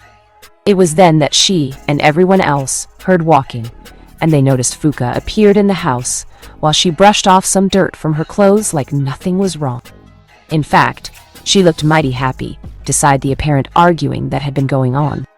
"I saw Komachi-chan. She said that she was going into the town to buy some supplies. Karen went with her to do the same. Though I'm sure it was more to keep an eye on her," Fuka replied. The woman then settled herself down in a chair as well. The smell of warm food assaulted everyone's noses as Guran made the final preparations. "Is something wrong with Komachi-san?" Cheyenne suddenly and worriedly asked. Some seemed startled by the priestess's concern before they snickered lightly to themselves. "Komachi has something of a memory problem. We're just helping her one day at a time is all, Yura replied. Those surrounded at the table noticed Cheyenne visibly relax in her seat, earning a few chuckles from the observers. Oh hi-oh, something smells good in here, Databane. Everyone turned around and noticed Kushina appeared from the hallway. No one could mistake the sight of her messed up red hair from the enjoyable sleep that she had no doubt had last night. Yo Kushina. So where is Loverboy? Risa asked with a small smirk. Cheyenne blinked to herself. Did the leader of Hinoken have a lover? Cheyenne would have liked to meet him. Someone mention me? All eyes turned and locked onto the form of Uzumaki Naruto. The blonde wore the same foxy grin across his face that he always had. The only thing he was in was a t-shirt and long pajama bottoms. Cheyenne widened her eyes. These two were lovers. But if Cheyenne had learned it yesterday, that the woman in front of her was Uzumaki Kushina, mother of Uzumaki Naruto. If they were lovers, then this was incest. Cheyenne blinked to herself before tilting her head to the side. Cheyenne, forgive her, couldn't help but feel a little put off. After all, such things weren't supposed to be normal. Now Cheyenne, being from a prestigious clan herself, knew about those things of keeping the line pure by having members of families become married to other family members. But it wasn't like this close of relations was looked upon so easily. However, Cheyenne didn't voice her opinion. Perhaps she was sad, jealous, and put off. Was that it? Quite possibly. Cheyenne wasn't sure. New-chan. Oh, hi-oh, Yuri exclaimed, jumping to her feet. She swiftly moved over into Naruto's space and devoured his lips in front of everyone. Cheyenne gawked, but refused to respond to the situation that was currently in front of her. She just shook her head but couldn't help smiling. Likewise, Naruto was shaken out of his sleep as the sweet feelings of Yuri's lips crashed into his own. The young Uzumaki must have missed him more than he had figured, because now she was, for all intents and purposes, trying to devour his tongue with her own like a dying man in a desert, trying to obtain water, or a snake trying to capture a mouse. Across the table, everyone just tried to ignore the scene occurring behind or in front, depending in peripheral of seats of them. However, no one could mistake the deadly coming off the head female Uzumaki. Kushina merely snickered darkly to herself as she tapped her fingers on the table. Yuri, that's enough! Don't do that near the table, Yura scolded. Quickly, Yuri broke the kiss between herself and Naruto with a heavy pant from both, before Yuri pouted. Muani-shan, you always have to ruin my fun, Datbayan. Yuri responded before giving a wink to Naruto as she sat at her seat. Naruto followed by taking his seat next to Kushina. The blonde could easily tell that his mother was not that much pleased by the spectacle, if the glare on her face was any concern. Naruto merely rubbed the back of his head. Sheepishly, Kushina huffed before smiling. She planted a kiss to her son's cheek. Cheyenne could honestly say that she was confused, if only because such affection had never truly been known to her like that. Not that she never got affection, but that specific kind of it she doubted that she had before. Taruho used to always tell her that she had many marriage proposals from various nobles, and even one from various daimyos seeking an alliance with Demon Country, but Cheyenne had effortlessly turned them all down, and with good reason. She had always known what purpose there was in arranging marriages to her. People wanted her for her ability, hoping that, just maybe, she would be able to predict the deaths of their enemies. Why else would anyone want her? Perhaps it was because of her Uzumaki blood, but Cheyenne doubted that so many people knew that, since she didn't know about it herself at those times. Shaking herself out of her thoughts, Cheyenne noticed her food in front of her. Gurren had already been seated next to Naruto, eating quietly. Everyone else started to do the same. Cheyenne said a small grace herself before she slowly started to eat as well. The food was extraordinary. Gurren-oba-san really knew how to cook. Cheyenne wouldn't mind trying to do this as well, if she ever had the opportunity. With the passing of breakfast, Kushina gathered everyone together in the family room. Everyone took their places. The leader of Hinoken cleared her throat. Now then, on to the first order of business. Sochi, Gurren, Risa. And I have decided to postpone the Finjutsu Ascension exams, Kushina announced. Naruto looked for the various reactions and wasn't entirely surprised to see the look of shock, disappointment, and sadness over the faces of Yuri, Yura, and Yukimaru. Fuka and Tayuya seemed to be surprisingly calm about the news. They were probably waiting for a better explanation as to Kushina's news. I would have to assume that there was a reason for this, Fuka asked. The redhead Uzumaki pinched some locks of her hair between her fingertips while she waited for the response. Everyone could clearly see the mark of irritation and annoyance in her features. Naruto couldn't stop the small smirk that came to his features. His cousin, while she didn't always look it, was actually a very hard-working young woman. Like Naruto, Komachi, Kushina, and perhaps Guren, she was very ninjutsu-oriented, whereas those like Risa, Tayuya, and Yura were taijutsu-oriented. Those like Karen, Yuri, and Yukimaru were still a little unknown, if only because Yukimaru hadn't chosen a primary field of study. But most likely Naruto knew the young adopted Uzumaki had a talent for genjutsu, much more than Naruto did himself. Karen was obviously the best at conventional jutsu like censoring. Yuri, well, maybe one could consider her more like Naruto that most gave her credit for. Naruto could only think that Yuri would have been what he was if he was a girl. The girl was wild, a female brawler just like Naruto was as a child. Naruto had capitalized on that by helping to teach her the Kage Bunshin technique. Though Yuri's style was a lot more refined than Naruto's was, if only because she had a lot more private and personal instruction than he ever did. Add to the fact that she was no a Jinchuriki like himself, then that made it all the more reasonable. Shaking his head, Naruto brought himself from his thought. Nonetheless, Fuka was actually the only Uzumaki out of the group that had the most elemental affinities. Plus, the woman was no slouch in the Finjutsu department. Naruto could understand her frustration. After all, Finjutsu was in the blood for the Uzumaki. I'll answer that one, Fuka-chan, Naruto said, pushing himself up off the wall. Fuka rose an eyebrow while the others gave him their attention. For one thing, Ba-chan told me that the council is unsettled with our entire clan being out of the village. That, especially with Timie, Makoto-san, and Yuna-san, makes them wary, especially given Timie's family's history with the village. It's stupid, but they're cautious of our activity for some reason. So, Ka-chan, Guren-chan, and I decided to bring the Finjutsu Ascension exam in Suna for the next Chunin exam, which will be in another 3 months. We figured that this was better than feeling like we were hiding something datbao, Naruto claimed as he rubbed the back of his head. Tayuya looked less than pleased by that news. So you're basically saying that the fuckers don't trust us, Tayuya restated. Naruto's eyebrow twitched at her meaning, but Tayuya's wasn't necessarily in the wrong there. With a sigh, Naruto nodded his head. The fiery redhead cursed at the bottom of her lip and snorted angrily. Well, it's not like we're going to betray them. Kinda home, isn't it? Yuri asked uncertainly. Slowly, everyone nodded. So let me guess, you're planning to remove my Chunin record so that I can take the Chunin exams for the Fae? And then I'll be reestablished. Fuka asked. Kushina quickly nodded, and Fuka resisted the urge to exhale a sigh.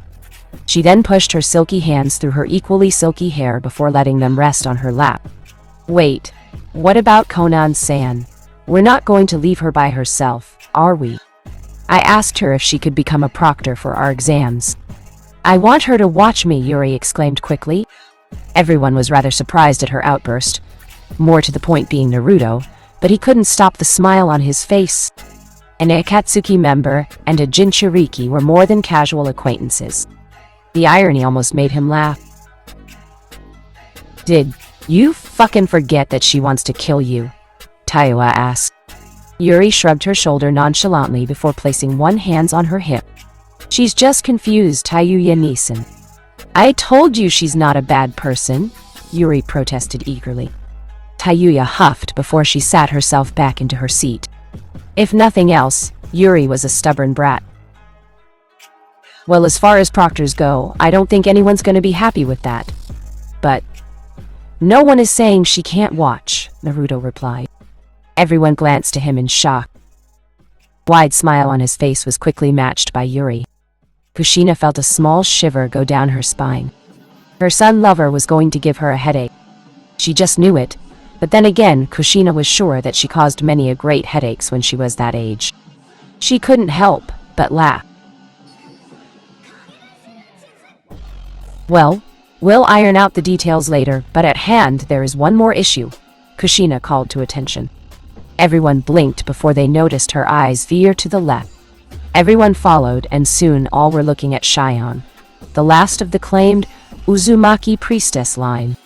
To her credit, Shion tried not to look sheepish or embarrassed from the attention, though she was feeling confronted at the moment.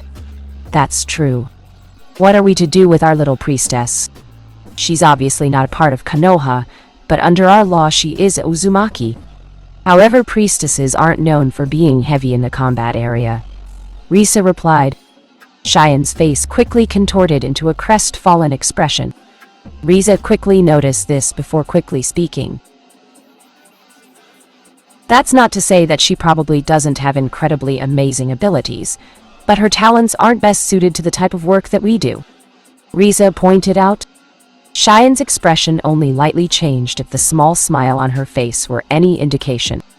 The priest gave the older Uzumaki a look that she greatly appreciated her words.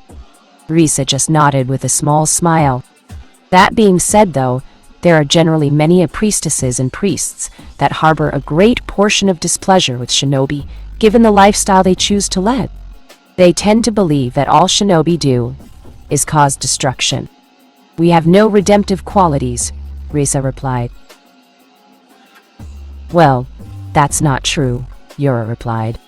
Granted, yes, she wasn't pleased with the lifestyle of ending a human life, and she wasn't so self-righteous as to think that she had the right to judge a person's death or not. But Yura was one to protect her family from anything and everything, if it was in her power to do so. That's their perception of us anyway.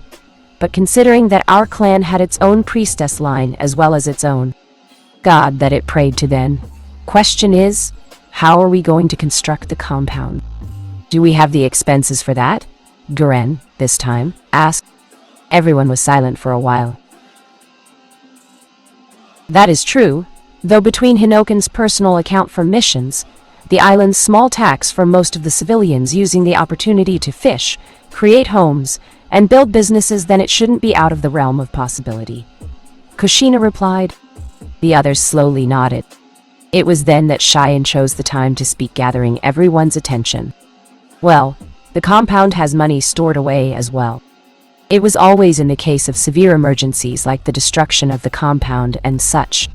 It was supposed to be for repairs, not for the construction of the entire compound, but I believe that we can cover most of the expenses ourselves, I believe, Shion replied. Well, that settles it then, doesn't it? I would suggest that we return to Konoha as soon as possible, Risa replied. Everyone agreed with her words before Kushina ended the meeting, while everyone went off in their separate directions to go and pack. Kushina, could you come with me for a second? There is something I need to discuss with you. It concerns Uzu Shogakure, Risa said. Kushina looked at her cousin strangely, but slowly nodded. Soon the two disappeared down the hall and around the corner.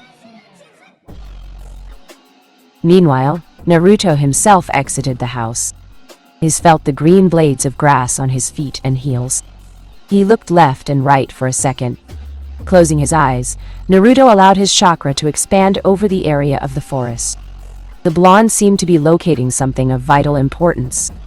He could sense Kakashi, Rin, and Yugao in their individual apartment rooms of the apartment complex that some of the workers were nice enough to build. Some of them seemed to be packing as well. He could even sense where Sasuke and his family was. Even now he could sense Itachi and Makoto in one room in their house talking about some things.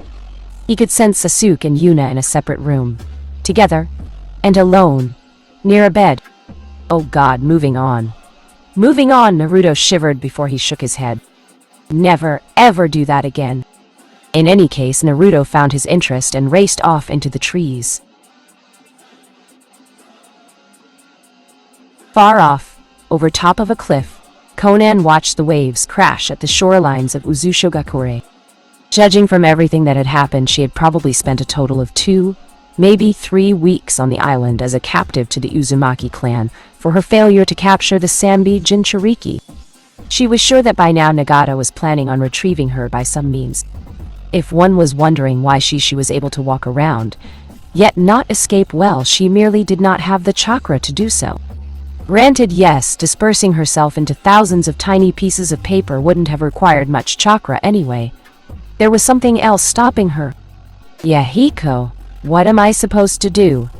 Kanen asked herself. Both of her best friends were on completely opposite sides at the moment. Nagato needed Kanen. If she was no longer with him, then how much darker would he become? But Yahiko. Yahiko was the group's everything. Akatsuki was his creation, and it was for them to bring about peace. But ever since the Sanbi had showed that vision to her, Kanen had been unable to get any significant kinds of sleep. That beast rampaged through the lands, destroying everything in its path.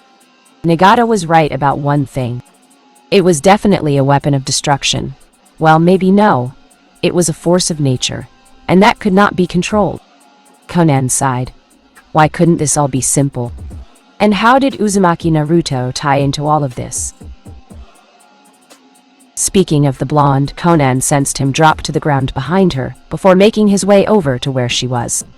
The blue-haired Amigakure angel didn't feel any type of malicious intent from him, so she felt she was safe, yet cautious, to relax somewhat.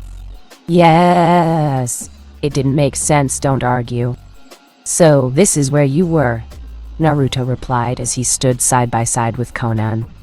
The smell of salt water from the sea as well, the cry of seagulls filled his nostrils and his ears. Conan closed her eyes for a moment, before opening them once again. I did not expect you to be looking for me, Conan replied solemnly. Naruto scratched his cheek, but couldn't stop the smile on his face. Fair point, Databayo. Well, Yuri told me how you were supposed to be a proctor for the Finjutsu Ascension exams.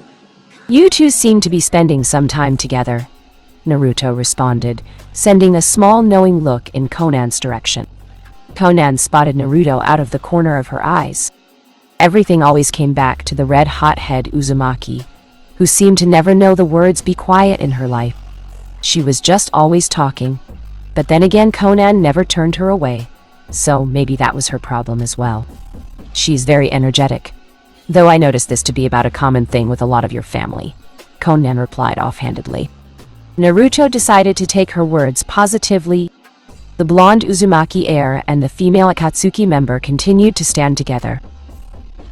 The team and I are returning to Konoha soon. I doubt we're going to be on Uzushio for a while, Naruto replied. Kanan sent a small look towards him, but she didn't respond to his statement. Her eyes seemed to be measuring his form for a few seconds. I see. So does that mean that I should be prepared for my actual interrogation? Conan asked. Naruto seemed to actually contemplate that himself, as he looked up at the sky with an unreadable expression on his face. Yuri-chan continues to say you aren't a bad person. To be honest, I believe her even if everyone else isn't completely ready to do the same. There's just something about her words that scream honesty at me. Plus, believe it or not, Yuri-chan is a good judge of character. Sometimes, Naruto said with a smile. Conan couldn't help offering the tiniest smile of her own in amusement of Naruto's words, but she hoped that it didn't show. I see, Conan said in response to Naruto's statement. The two soon fell into more silence over the passing minutes. You said that I was supposed to be a proctor. Did you change opinions on the matter? Conan asked curiously. It was now Naruto's turn to send a small knowing look to the woman in question. A silence conversation seemed to be apparent between the two genders before Naruto shook his head slowly. It's not that we suddenly changed opinions on the matter, but rather we were forced to. We're pushing the exams back a little, so they're going to be held in Suna.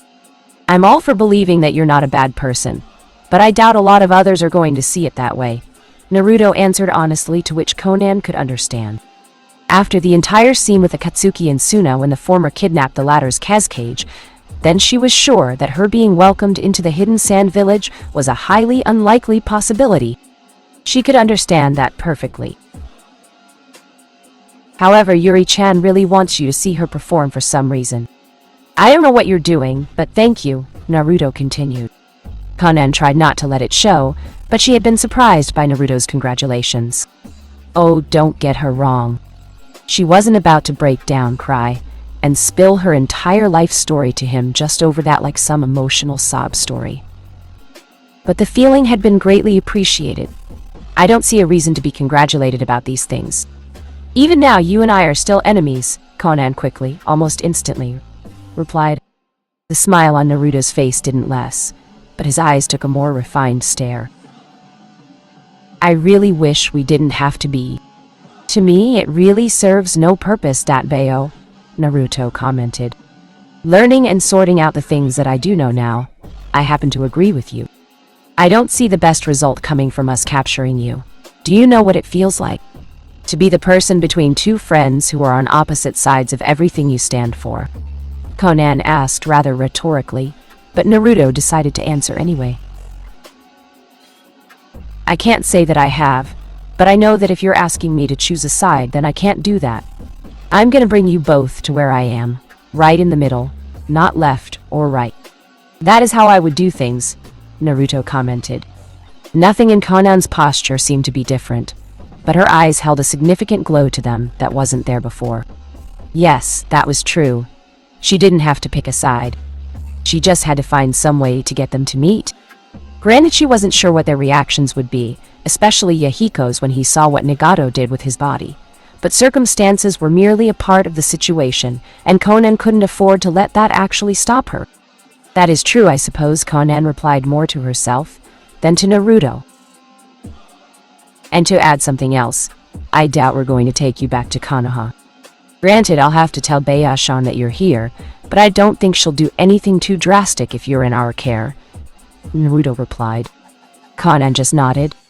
The wind gently blew against both their faces, letting a feeling of cool pass by their features. Then I am in your care, Konan answered. Naruto soon grinned widely before he patted Konan's shoulder. Konan gave him an unknown look, but if one looked closely, then they could see the tiny corners of her mouth flying upwards. It was strange.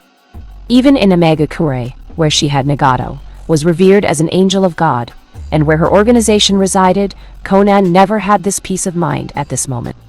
Never had she been in such a warm environment like the one the Uzumaki clan provided. There was only ever a similar warmth as when she was a child, still with her friends and Jiraiya. That was the last that she could recall this warmth. Ah, am I interrupting? Naruto and Konan turned around, noticing the form of Komachi staring at them rather innocently. Naruto proceeded to take his hand off Konan's shoulder. No, Komachi-chan. Just a little talk, Naruto responded. Komachi looked from Naruto to Konan for a brief instant, but decided to let any further questions be asked for another time. Komachi merely nodded. Ah, in that case then, Aniki, Kushina-san, and the others are ready to leave.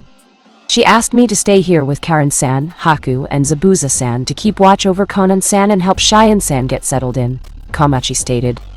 Naruto nodded for a final time before he moved over and raised his hand. Komachi looked at the action curiously before she felt firmness land over top of her head. Take care of everyone, Komachi-chan.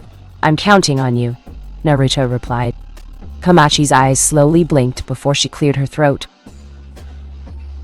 Ah, Aniki, this is embarrassing, Komachi admitted. Naruto didn't seem to mind her words before he removed his hand from her blonde hair. Following the action was his feet moving into step as he passed through the trees of the forests and disappeared without another word. Komachi and Konan watched the male blonde leave their sight as they stood next to each other. The two soon glanced to each other. I'll be in your care then, Konan commented. Komachi nodded with a slight bow of her head before the two vanished into the forests as well. In the meantime, after some walking, Naruto came out of the trees and back into the Uzumaki clan compound. He noticed his team gathered at the entrance along with a good most of their respective clans. Now Kakashi, I want you to take care of yourself. No more of this grave visiting, all right? Rin scolded. Kakashi's sweat dropped, but nodded with a small eye smile. Rin gave a gentle smile of her own, much to Naruto's confusion. When had that become a thing? It was strange, but Naruto definitely didn't complain. He couldn't even remember the last time Kakashi had beamed so brightly in his life. "Mama Rin, I'll be fine," Kakashi commented. Rin merely sent him a look before placing her hands on her hips. Kakashi sighed. "But I promise I'll be fine," he replied. Rin then sent a small smile his way along with a nod. Itachi seemed to be bidding Sasuke, Mikoto, and Yuna their goodbyes. Naruto couldn't hear much, but it sounded like Itachi was telling Sasuke about some noise and keeping it quiet. Whatever it was, it made Sasuke glare at his brother in anger, while Yuna looked downright flushed, which only added to Karen's ire when Naruto saw the redhead glaring daggers at the Uchiha female. Naruto just didn't understand it at all. However, oddly enough, Yugao seemed to be talking with a rather irate Shizuku. Oh boy, how could Naruto forget her? The girl's mouth could give Taiyua's a run for her money. Ever since Yugao had liberated Shizuku from the mission, the orange-haired girl would see it fit to curse almost every opportunity to just about anyone, which only resorted in Yugao, hitting the girl with the butt of her sword, knocking her out. It seemed that after a few times, Shizuku got the deal of not cursing so as to not get knocked out, which she greatly enjoyed. However, that didn't mean that she wasn't happy about it all. Naruto could see that much, but Naruto held a faith in Yugao. The former Anbu captain most likely knew what she was doing. "Are you ready to go, Sochi?" Kushina asked. Naruto came forward with a nod, noticing that most of his things had been packed already. Seeing that everyone was ready, Kushina cleared her throat. "All right, I expect that most of us will be busy once we get to Konoha. Yukimaru-kun will be busy with his team, Yuri and Yura will be handling some outside business, and the rest of us will continue as normal." "Let's go," Kushina claimed. The travelers agreed while the others watched them begin to leave. Naruto raised his hand into the air. "Shikiyugami no Jutsu," Naruto muttered before the familiar purple portal appeared in front of everyone's view.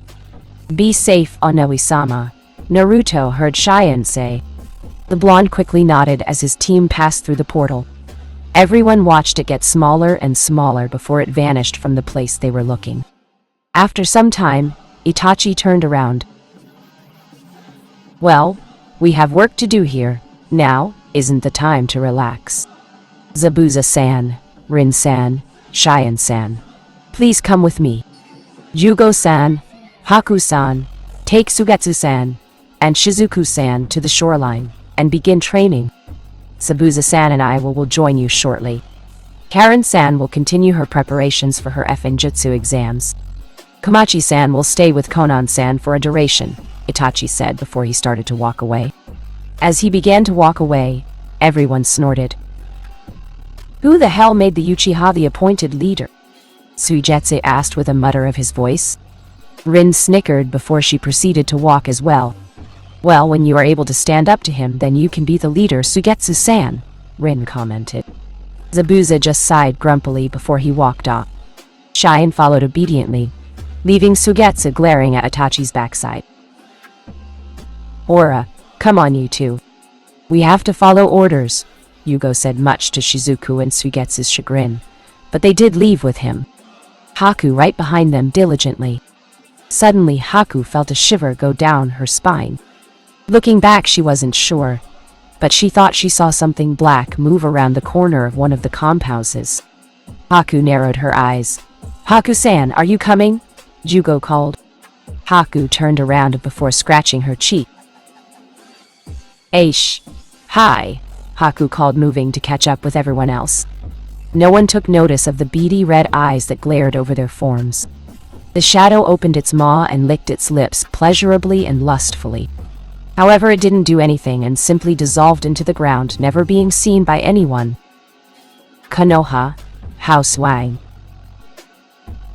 At the entrance of Naruto's house, the Jikyugami swiftly appeared in its pressure-inducing glory. Its swirling sounds filled the forested area with noise, attracting all manner of animals before it began to expand into its original length. Out of the portal came the majority of the Uzumaki clan, Hinoken, and the Uchiha clan. All let their feet touch the ground. It feels like forever since we were last in Konoha. The weather here really is different than in Uzoshio, Yuna mentioned. Everyone could agree as they could feel the heat of the sun on their faces as compared to the cloudy skies back in Uzoshio at the time. Well, Konoha isn't surrounded by a large body of water, so that's how it is. In any case, the Hinoken team will report to the Hokage. Yukamaru-kun will start organizing his things with his team tomorrow. Everyone else will do things accordingly, Kushina called. No one saw fit to disagree with her orders. Yuna-chan, go back to the Uchiha compound. There is something that Fugaku and I showed Itachi that I wish to show you and Sasuke, Makoto announced. Yuna rose an eyebrow while Sasuke stared at his mother in confusion, but figured he would learn about it sooner or later when he went back to the Uchiha compound. Hi, Makoto-sama, Yuna replied. Soon everyone began going in their separate directions, leaving only the team of Hinoken in the outer fields of the house. The 6 members stood together before Kakashi folded his arms. However, this is strange. Have we given Konoha a reason to doubt us? Kakashi asked. Judging from all the past experiences that had happened, he didn't see any place where they had done anything unnecessary. Perhaps it would be best if we spoke with Hokage-sama about this, but perhaps most of it stems from Naruto-kun's perceived fake Edo Tensei that we keep hearing about. I mean, though it was invented by the Nidaime Hokage. Orochimaru was the only one who ever truly used it, Yuga responded. Naruto's expression fell as he looked at the ground. Well, it's understandable. If we look at the similarities, then that seems to be the case. Both Naruto's method and the Edo Tensei require a sacrifice of some kind to fill a contract. Both require the use of a seal and a controller. Add to that fact most important people who should have been dead are now coming back then. Obviously the good dame can't keep most of this under wraps as we would like her to, Sasuke mentioned. Naruto widened his eyes as he looked at the ground. Now that he thought about it, Sasuke was right. Naruto's method was definitely similar to the Edo Tensei, but Naruto didn't think he was actually hurting anyone by it. Kushina frowned as she watched her son. She could already see him struggling with those words. Smiling, Kushina cupped Naruto's cheek and brought him to eye level with her. Without warning, Kushina claimed her son's lips for her own. Kakashi quickly blushed while Sasuke and Yugao raised their eyebrows in confusion. Makoto merely watched the scene with a rather awkward smile. Naruto himself slowly registered the kiss and the sweet taste of his mother's exquisite lips. He could feel her tongue dance around with his own inside his mouth. He had the familiar feeling of her breasts pressed against his chest. Her silly hands circled around the back of his head, his cheeks, and anywhere else they could get. Soon, Kushina slowly parted as she opened her eyes slowly and smiled. What you do is nothing like the Edo Tensei. Yes, you are similar in method, but not in purpose. Hayashi, Hyuga Neji, Hinata, Hanabi, Kakashi, Sasuke, Tsunagakure, yourself, and me, you can't call what you have done the same thing as what Orochimaru would do, Sochi. Do you regret what we have? Kushina asked softly. Naruto could feel her hot breath tickle the hairs above his mouth. Her violet eyes stared into his blue ones before she smiled. And no, of course not, Kaya-chan, Naruto replied just as softly. That's my son, Databane, Kushina said, as Naruto offered a wide smile as well. Slowly, the 2 Uzumaki backed away before noticing the looks that everyone had on their faces. Kakashi quickly patted Naruto's shoulder.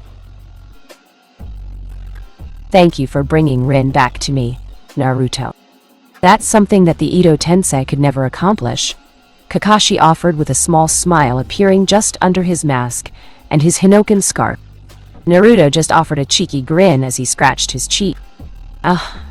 Yes. Well, we all think the same thing. Anyway, I think we've wasted enough time here as it is. We should get going, Yugo insisted. Everyone else agreed with her words as they quickly shunshined out of sight. Omega Kore. Nagato stood to his feet from where he was standing. I have had enough waiting, he said as he made his way for the door. Watching him make his way for the door had been Toby and Zetsu. Pain-sama, you can't act rash. Obviously something is wrong here. For all we know, she has been captured. If there is such a person capable of standing on equal ground with her, then it wouldn't do good if you were.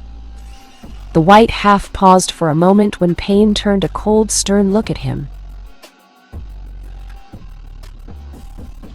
Do you believe that I will lose? None can defeat God, Pain spoke harshly and adamantly. Zetsu recoiled back in surprise of the irritation in his tone. However, it was understandable. With Conan gone then, they were far behind schedule than they should have been. Add to the fact that there was still indecision about what to do with the Hachibi Jinchuriki, Kyubi Jinchuriki, and the other half of the Sanbi. According to recent reports as well as stolen mission reports from Konohagakure and Kirigakure, it was obvious that the Sanbi had been given a new Jinchuriki. Pain remembered Toby telling him that it was most likely a Uzumaki who had the Sanbi.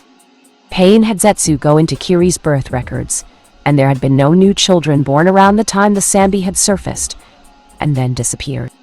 Toby had constantly told him that only those with exceptional chakra were able to contain a Biju after childbirth. Such a case had been Uzumaki Mito when she sealed the Kyubi into herself. Plus, the sudden rise of Uzumaki clansmen within Konoha's walls couldn't have just been a simple coincidence either. The Uzumaki clan was literally made out of exceptional individuals with chakra. That had led Pain to believe that the only Uzumaki who could take the Sanbi, and possibly not die, had to be the youngest and the youngest Uzumaki. Well, the youngest true Uzumaki was none other than Uzumaki Yuri, which was why Nagato had sent Conan after the young girl. Of course, the only issue was that this was conjecture. That's not what we was insinuating, Pain-sama, but I do believe that you are acting without the proper judgment. We find it highly unlikely that she would betray us, so it's not that. We have a feeling that a third party is involved here. The black half instigated. Nagato and Toby turned to give their fellow Akatsuki member a small glare. And just who do you believe to be on par with Conan? Came the question from Toby, leaning against the wall. Well, there are a number of people actually. The Hidden Village's individual. Kage, Uzumaki Kushina, Uchiha Mikoto, Konoha's Gama Senin Jiraiya, and Shimura Danzo. White Zetsu said lastly. Obito watched Nagato's main path's face contort in small anger. It would have been missed by anyone had they not been specifically looking for it. And for what purpose would Shimura Danzo have in capturing Conan? Nagato asked with a clearly decisive glare. Well, you explained your unfortunate circumstances to Kisame, Itai, myself, and Tobi-san. Danzo-san worked with Hanzo-san before, so perhaps he is looking to get after Conan-san once again. But I doubt that Conan-san is so weak that she would fall to him.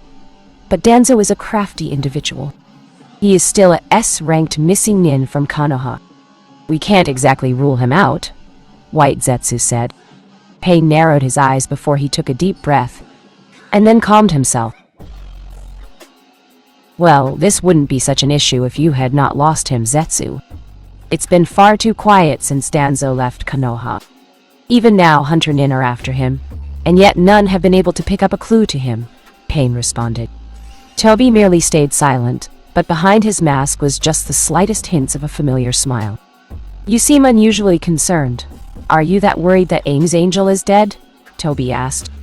Pain quickly sent Toby a glare that told him the comment was not appreciated. Toby merely nodded before deciding not to provoke the leader of Aim. I believe in Conan's abilities, Toby. I know she is alive. If she is well, I am unsure, but whoever harms her has earned the wrath of God. Nothing more, nothing less. Toby and Zetsu watched as Pain faded away into the darkness of the halls of the Aim Tower building where he resided. Toby and Zetsu watched him go before Toby stood to his feet. You did not tell him that you believe the Uzumaki clan has her, Zetsu replied. Toby proceeded to fold his arms and narrow his visible eye behind his mask. He looked out the large opening of the tower and down at the civilians below. It's quiet, simple. Well, it's the only thing that truly makes any sense. Given the recent activity that has been going on that island, I had a theory about it. After all, that is the origin of the Uzumaki clan, and the world has definitely been shaken up by the appearance of the clan that rivaled the Uchiha and the Senju. Besides, I don't think I need to remind that I captured the Sanbi Jinchuriki from that place before, Toby answered. Hi, you don't need to remind us. The evidence will always be in the skin tone of your arm. To think that you had been bested by Uzumaki Naruto. The Kyuubi Jinchuriki takes after his father in terms of speed. You stated that he burrowed out of your sight with unknowingly fast movement. Could he have learned the Hiraishin? Black Zetsu asked. Toby slowly shook his head. He was actually deep in thought over that question himself. When Obito had faced Naruto, he hadn't assumed for the blonde to be as fast as he was. In fact, he didn't think anyone could have correctly matched that speed sans his father, but for some reason Obito doubted that there was a Hiraishin for it. When Obito had his Sharingan active, he knew he had seen Naruto's lips move. Also, given the fact that Naruto didn't even have a Hiraishin kunai, or even the marker for it, then Obito took that out as well. Nonetheless, he had read Naruto's lips. The blonde had clearly said Kukenugami. Obito didn't know the nature of this technique, but just from its capabilities, as Naruto completely and effortlessly slipped through his defenses, enough jammed that Rasengan into his back with enough force to label his arm immobile. Then, there was the arm itself. Obito had his arm examined, and there had been some mysterious power floating around inside that arm. It was literally tearing his arm apart at the seams. Obito knew he was having it done to him. The only thing worse than that pain was the pain of having half his body destroyed by a boulder. Obito still remembered the purplish dark veins that pulsated through his former arm before he had Zetsu break it off. He then managed to transplant the arm of a Kumogakure shinobi, who had formerly harnessed the power of black lightning. Obito knew it all too well. No, I highly doubt that the Hiraishin would have been under the radar for so long if he suddenly decided to go about using it. There would have been an equal shake within the shinobi world if Uzumaki Naruto had been able to utilize the Yondaime Hokage's jutsu. Both a Jinchuriki and son of a Hokage, no one would be able to resist the temptation. Plus, Konoha would be even more guarded about him than they currently are, which is why he's allowed this much freedom, to be theorized. Zetsu slowly nodded. Wasn't the Yondaime Hokage a mystery? No one knew where he came from or who his parents were. As far as anyone was concerned, the man was just a clanless orphan. If I remember correctly, wasn't he? White Zetsu stopped when he noticed Toby send him a sharp glare. Zetsu quickly stopped talking while Toby shifted his gaze to the window. Nonetheless, if Konan has been taken by the Uzumaki clan, then there is nothing we can do about it right now. Well, actually, I'm sure there are things I can do. But I'm not going to. Perhaps she can gain some intel over there, Toby said. Zetsu merely looked at him in silence. Toby smirked as he looked out of the village.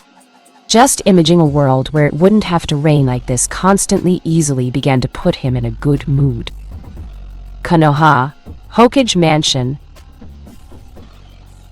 And that is the last of the mission report that Sasuke, Kakashi-sensei, Yugao-chan, Yuna-chan, and I gathered, Naruto said, handing Tsunade a folder. The Godame swiftly nodded before pocketing the folder. Good job on your mission. You all performed outstandingly. The pay will be put into the Hinokan account. I must also express my apologies to all of you, especially to Kushina and Naruto. I understand that everyone was busy preparing for the Uzumaki clan's Fuinjutsu Ascension exams. However, I want everyone here to understand, the council isn't trying to be hard on you. They are just... Tsunade was quickly stopped by someone else. Cautious, Sasuke answered with a small glare. To her credit, Tsunade didn't waver under his gaze while the other members of the team frowned. Everyone looked at Tsunade expectantly. Tsunade had to actually steel herself for some odd reason. Just by being under the gaze of this many people made her uncomfortable. And yet what was this strange feeling of deep-pitted anxiety? Shaking it off, Tsunade released a breath. That would be correct, Sasuke. They fear of a repeat of, and I apologize, the Uchiha incident. Tsunade replied. As she expected, Sasuke's glare had only intensified while Makoto gave a look of strong disapproval. It seems your elders are still as cowardly as I remember. Much to everyone's surprise, Makoto had been the one to speak her mind. Tsunade couldn't help but nod in agreement. Trust me, I don't like those two either, but they are indeed worried. Yukimaru hasn't been with his team for about a week or two, I believe. Guren isn't there to monitor the barrier division, and a lot of other factors. Let's try to not forget that the rumors circulating around Naruto are still here. Granted, they have died down slightly since he has left, but they haven't vanished entirely.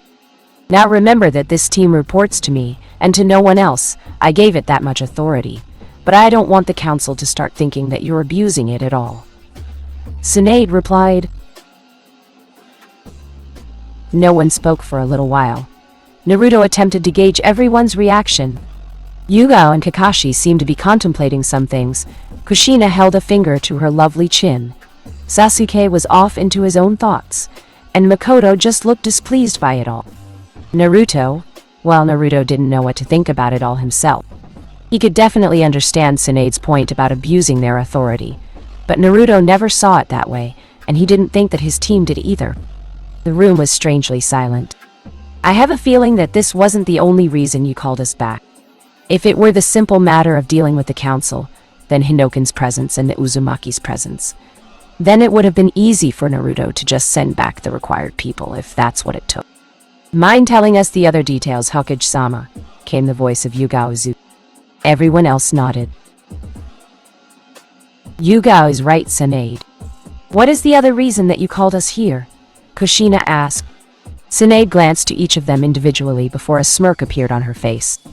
As I expected, most of you figured out, but Naruto and Sasuke have grown in understanding the hidden nature of a situation. You're right, I do need all of you. I had thought my Anbu would suffice, but that has not proven to be the case this time. About a week ago, I sent out a team of 3 Anbu. They were sent to uncover some suspicious cargo coming to and from Aino Kuni. They failed to check in. The mission was to only last the week. It's been 3 weeks since that time, Tsunade said, summing it all up. So you believe that they were killed? Sasuke asked. He didn't really like the sudden change of subject, but he decided not to voice his opinion on the matter. Yet, in light of things, that the second lightest thing I believe has happened to them. Also recently, a letter from the daimyo appeared on a messenger hawk. It seems that he has been receiving threatening letters for the past month. Naturally, the officials are looking into things, but he's now concerned for his wife and his son. As you all know, the daimyo is a crucial figure for not only Konoha or Hai no Kuni, but also for the elemental nations are large. I can't begin to warn all of you of the repercussions of his death, if it happens. That being said, the daimyo can't just exclude himself from his duties or from other things. There is a formal party that I have been asked to attend. I plan to have it under the guise of an assassination for all of you. The Wind Daimyo will be there, as well as will the Water Daimyo. I can't disclose so many details. Nevertheless, I'm going to request that you pair off. However, 4 will be going inside with me while 2 others survey the area outside. Normally I would get my Jonin rather than this group, but I have a bad feeling about this. Which is why I'm assigning this to the S rank, Tsunade replied with a foreboding glare. It's not a coincidence that the Anbu disappeared and these threatening letters came. Bait. It's a shame, but we'll have to go over the exams a little later. For now, we'll regroup back at Kakashi's place and come up with a plan later tonight, Kushina ordered. Everyone nodded, accepting her orders. When are we leaving? Yugao inquired. At the end of the week. I expect you all to take care of whatever business you have before that time comes, Tsunade answered. It seemed like Tsunade was ready to call the meeting over before Naruto stopped her. Bachan, I was thinking about telling Sakura about my contract, Naruto quickly spoke. Everyone quickly perked up. Kushina's face contorted into an expression of concern. The same could have been said for Kakashi. Yugao's body had just visibly stiffened, while Sasuke and Makoto seemed rather interested. Tsunade merely intertwined her hands and sent a small look in Naruto's direction. Did something happen? Tsunade asked. Naruto, in response, rubbed the back of his head. I don't think anything has happened, but I think something is going to. Databao. Sakura is cautious of me, more so than I'd like if we are friends. I think she's starting to believe these rumors too. That, and she keeps referring me back to the Edo Tensei plot. I was thinking I should clear up all of this confusion before something bad happens. Naruto responded. I see, Tsunade replied. Everyone could see that just that news had made the Godame even more tired than she probably was when she gave them her news. Why was it that all the news that centered around Uzumaki Naruto was capable of making her so exhausted? Give me some time to think about it. Sakura, while my apprentice, still has certain issues which need to be addressed. I'll give you an answer during the mission, Tsunade said. Naruto nodded before he and the rest of Hinoken left the room via Shunshin. Not a single trace of them being there was seen. Tsunade slouched in her chair. Someone please remind her why she took this job. Kakashi's house. Kakashi flicked on the lights to his house. Everyone stepped inside.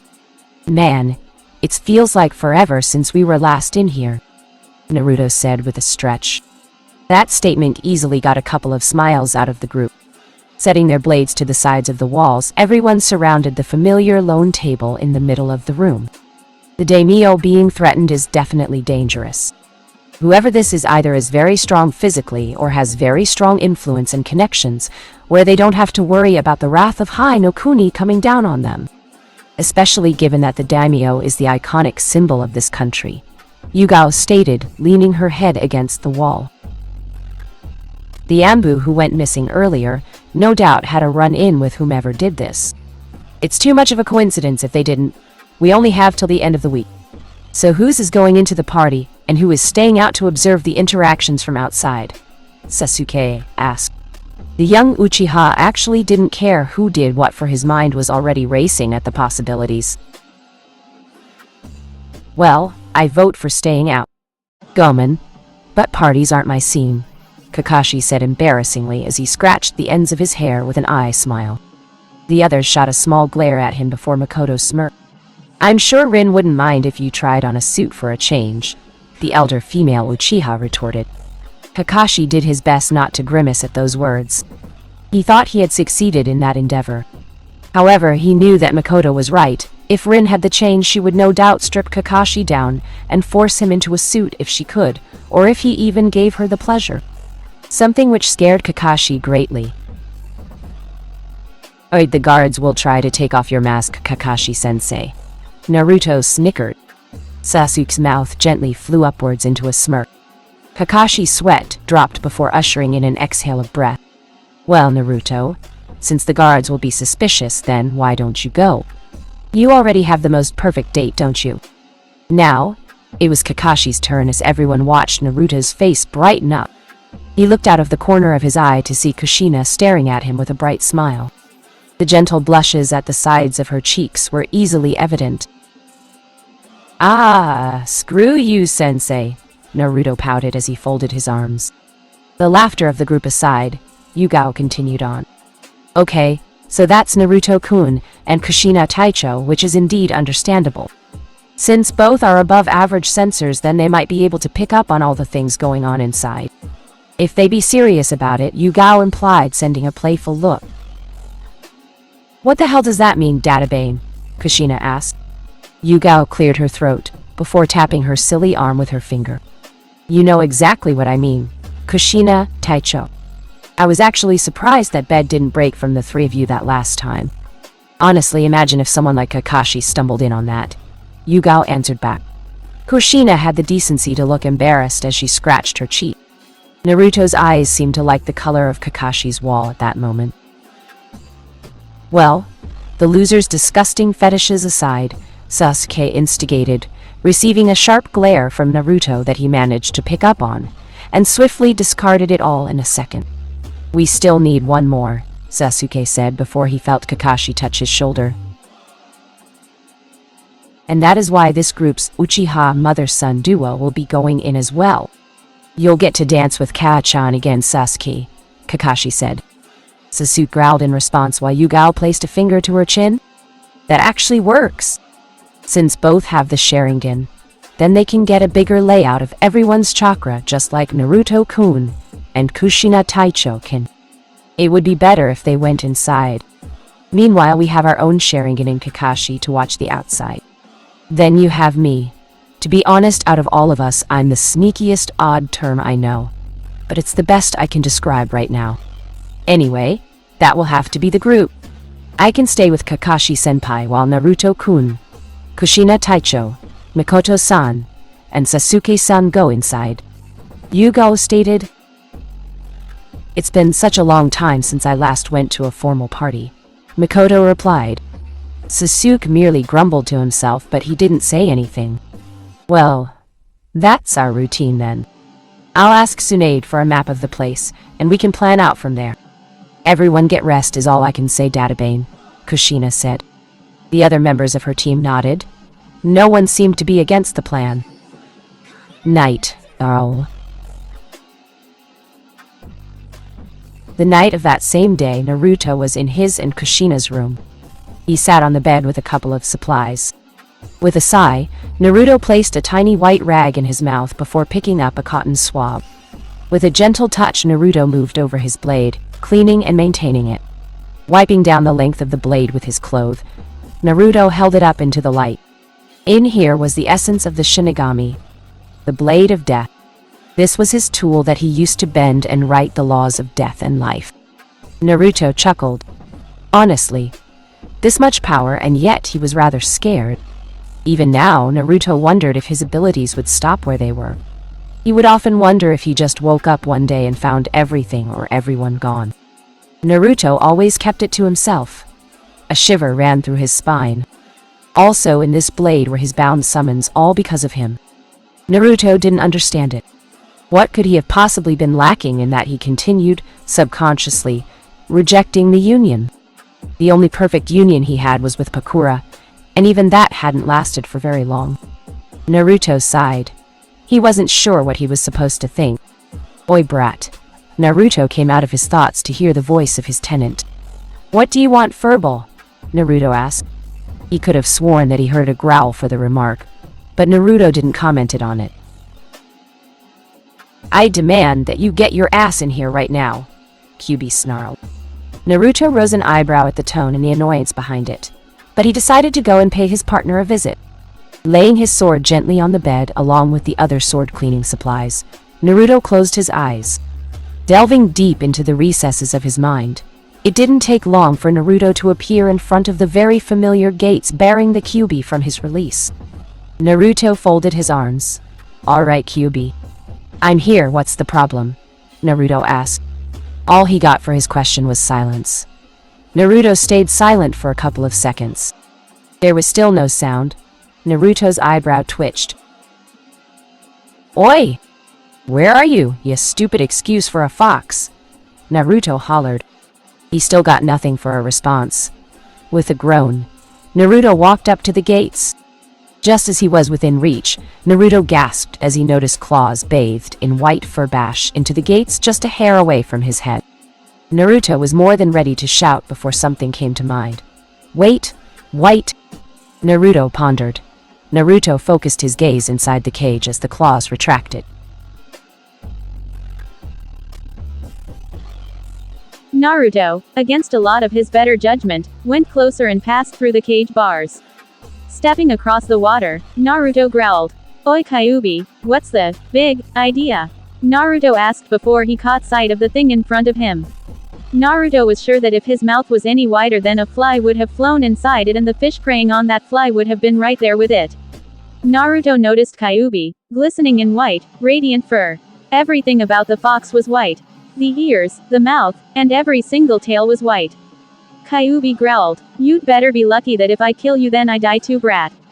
How do you explain this? I knew my tails were going to go white, but I didn't think that all of my body was going to do this also.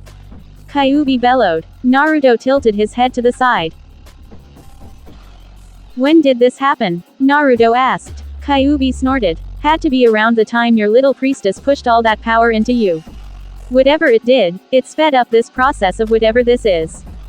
Perhaps it happened while you were unconscious. I'm not sure, Kyuubi replied.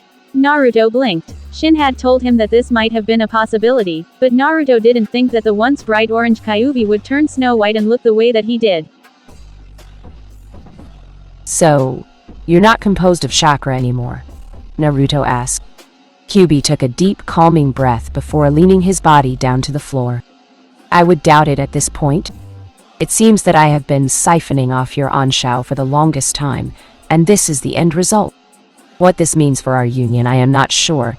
In any case, this power is incredible. I feel even stronger than I did originally. I'm not happy at all with this look, brat, but this feeling more than makes up for it, I suppose. Kyuubi replied.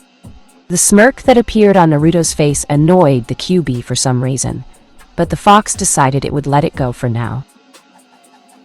That being said, Kyuubi suddenly gave a sharp grin that made Naruto tense for some reason. It would appear that your father's seal no longer applies to me, which means that I could escape this cage if I so desired. Take over your body and then do exactly what I wanted to this little village of yours, Kyuubi remarked. He turned to see Naruto's expression and was relatively surprised to see his features were unusually calm and relaxed. In fact, it was almost like he never heard what Kyuubi had just told him. You said, if you desired. What does that mean? Naruto asked. Kyuubi narrowed his red-slitted eyes towards his young blonde jailer. The snarky grin that had appeared on his face had slowly lessened into a seemingly content one. Whether that was really the case or not, Naruto wasn't sure, but he knew that he had visibly relaxed from the sign. Exactly what it sounds like, brat. Though I am the single greatest bijou known to exist on this wretched planet, I still do not wish to be hunted down like some dumb animal and sealed away again. I will not live through that again. Though you are only my third container, I am willing to admit that you are better than either Mito or Kushina, which is all the reason I said if. Don't get confident in it, brat. It's obvious that this Hanshao is coursing through my body, making me say and think stupid thoughts, Kyuubi retorted strongly. He watched the small gleam in Naruto's eyes before he noticed the blonde turn around. He watched Naruto appear in front of the gates. Kyuubi rose an eyebrow. Tusan's seal. It was made as a prison, but also as a chakra filter. With this, your chakra was taken at precise measurements and injected into mine. It's why I always seem to have an abundance of it. You were a secondary source. Ka-chan and I studied the seal in our downtime. Ka-chan told me that Tusan would appear when I reached 8 taels worth of power and rework the seal. However, I don't think this triggers from other power sources, such as Anshao. The seal might not recognize it. It wouldn't trigger any alarms, but it would still serve its function of siphoning energy from you to pass on to me. Naruto explained. Kyuubi snorted as his white tails bashed across the ground. I don't need the explanation, brat. I was there. I still hate him for it too, Kyuubi remarked. Naruto slowly nodded before taking a deep breath. He suddenly materialized his sword into his hands. Kyuubi perked up. However, that was only with chakra. Now, if it's something like Hanshao, Naruto replied as he brought his sword behind his back. Placing his palm over the handle, he grinned. Oi, brat! Kyuubi bellowed with quick surprise. For Kyuubi, Naruto's movements were a sudden blur, but he could make out the large and small arch slashes of light from Naruto's sword before the blonde appeared past the gates. Naruto sheathed his sword. Life isn't so simple that one gets to unfairly lord over it from another person, Naruto stated. Kyuubi's ears picked up on creaking. Slowly, the bars that had been his prison for the last 16 years crashed to the ground. The clear-cut incision marks were easily recognizable. Naruto turned around. I said that I would let you out at some point. Sorry it took so long, Dat Bayo, Naruto remarked with a slight scratch of his cheeks. Kyuubi stood up on all fours. He walked closer to the gates. His claws extended past the barrier and into the much more spacious room. Naruto actually had to be surprised. The demon fox was a lot bigger than Naruto had ever imagined. Just being behind the cage, Naruto thought he was a little smaller, but this size was massive. How you could see away something so large was Naruto's question. And yet Naruto figured it could only have been a combination of natural F-injutsu, taken as well as the work of Uzumaki F-kinjutsu itself. Kyuubi stood towering over him. I could kill you. I could kill you right now, and do whatever the hell I wanted with your corpse. I could kill the rest of your family and even this village, Kyuubi growled. Naruto quickly offered a deadpan expression. I swear someone does something nice for you and you blow up in their face. We're really going to have work on your attitude, Databeo. Naruto pouted with a fold of his arms. Kyuubi stared at him blankly. The fox muttered a curse underneath his breath. He started at Naruto. Kyuubi grinned. Naruto did the same. It was then that Naruto noticed Kyuubi ball his claws into a white, furry fist. He held it in front of the blonde. Naruto looked up and held his fist out. Both bumped each other. Be prepared for lots of pain, brat, Kyuubi replied before Naruto could even ask what he meant. Naruto was suddenly expunged from the mindscape, leaving Kyuubi alone. The giant fox looked around the more open space. He smirked. Would have liked a change of fucking scenery. But this works just as fine too, Kyuubi thought to himself before relishing in the wide space that Naruto had just provided for him. Meanwhile, Naruto opened his eyes and was easily surprised to see his mother and everyone else surrounding him. He's waking up. Noe-sama, are you all right? Yura asked hurriedly. Naruto blinked quickly. Guran slowly helped him lean up. As Naruto got up, he suddenly groaned. He felt the large burning of Hanshao in his coils. His body was literally on fire. Okay, that was probably not one of the best plans he ever had. Ugh, what hit me? Naruto asked, holding one of his hands to his head. We aren't sure. We all just felt a wave of immense power radiate through the house. No one could find you, so we searched the main bedroom and found you passed out on the floor. It was a heavy force like we never felt. In fact, we're sure almost all of Konoha felt it, Fuka replied. Naruto sighed. Guren helped him shakingly to his feet. Naruto leaned against the wall and chuckled dryly. Sochi, what was that all about? Kushina asked. Pretty soon the color drained away from Naruto's face at the concerned look on everyone's faces. Shin, prepare his soul for the afterlife. You did what? Kushina's voice rang through the halls of the house in reverberating anger, shock, and worry. Inside the room, Yuri grimaced as she wiped the bulging lump on Naruto's head with a wet towel. Of all the stupid things that you could have done, Databane. That was the worst of them all, Databane. Kushina huffed while Naruto chuckled. Well, the seal wasn't going to work anyway. It works on chakra, not on Hanshao. Given the time, Kyuubi would have broken it anyway. Plus, it seemed like a good idea at the time. Now he's out of that cramped cage. Since Kyuubi's now made entirely out of Hanshao, then the seal keeping him back seemed unnecessary. Naruto commented in his defense. Is that the same as the seal Sambai-chan and I have? Yuri asked curiously. Inside his own cage, Sambi perked up as best the turtle could. I'm not sure. You would have to manually open it, I guess. It's not like Hanshao where you can break it without tripping anything, Naruto remarked. Yuri nodded. Sambi seemed to stay in his own thoughts before shaking his head. Well, at least Naruto-Nisan is alright, Yukimaru remarked. Naruto nodded rather hesitantly. Alright everyone, we can calm down now I suppose. Let's give Sochi his space. We'll talk in the morning, Kushina claimed. Everyone seemed to accept this before vacating the room. Yuri and Yura each gave Naruto a kiss to the cheek before they left. Soon only Naruto and Kushina were in the room. Lift up your shirt, Kushina quickly ordered. Naruto gave his mother a look before chuckling. Wow, Kaa-chan, no foreplay this time. You've become a pervert, Databeo, Naruto remarked. To her credit, Kushina stammered and couldn't resist the blush that came across her face. The cheeky grin on her son's face told her all of his intentions, making her grumble. Not like that, and you know what I mean. Kushina growled. Naruto couldn't help the laughter that escaped his mouth and echoed through the room. Kushina allowed her son to have his moment before he finally calmed down. She watched his face turn somewhat serious. Naruto held up his shirt. Kushina bent down to her knees. She looked at her son's tight body. His toned, hard, sexy, so fucking sexy bow, Channel some honcho, Kushina pleaded. Naruto acquiesced to her want. He channeled a significant amount. Kushina watched his abdomen.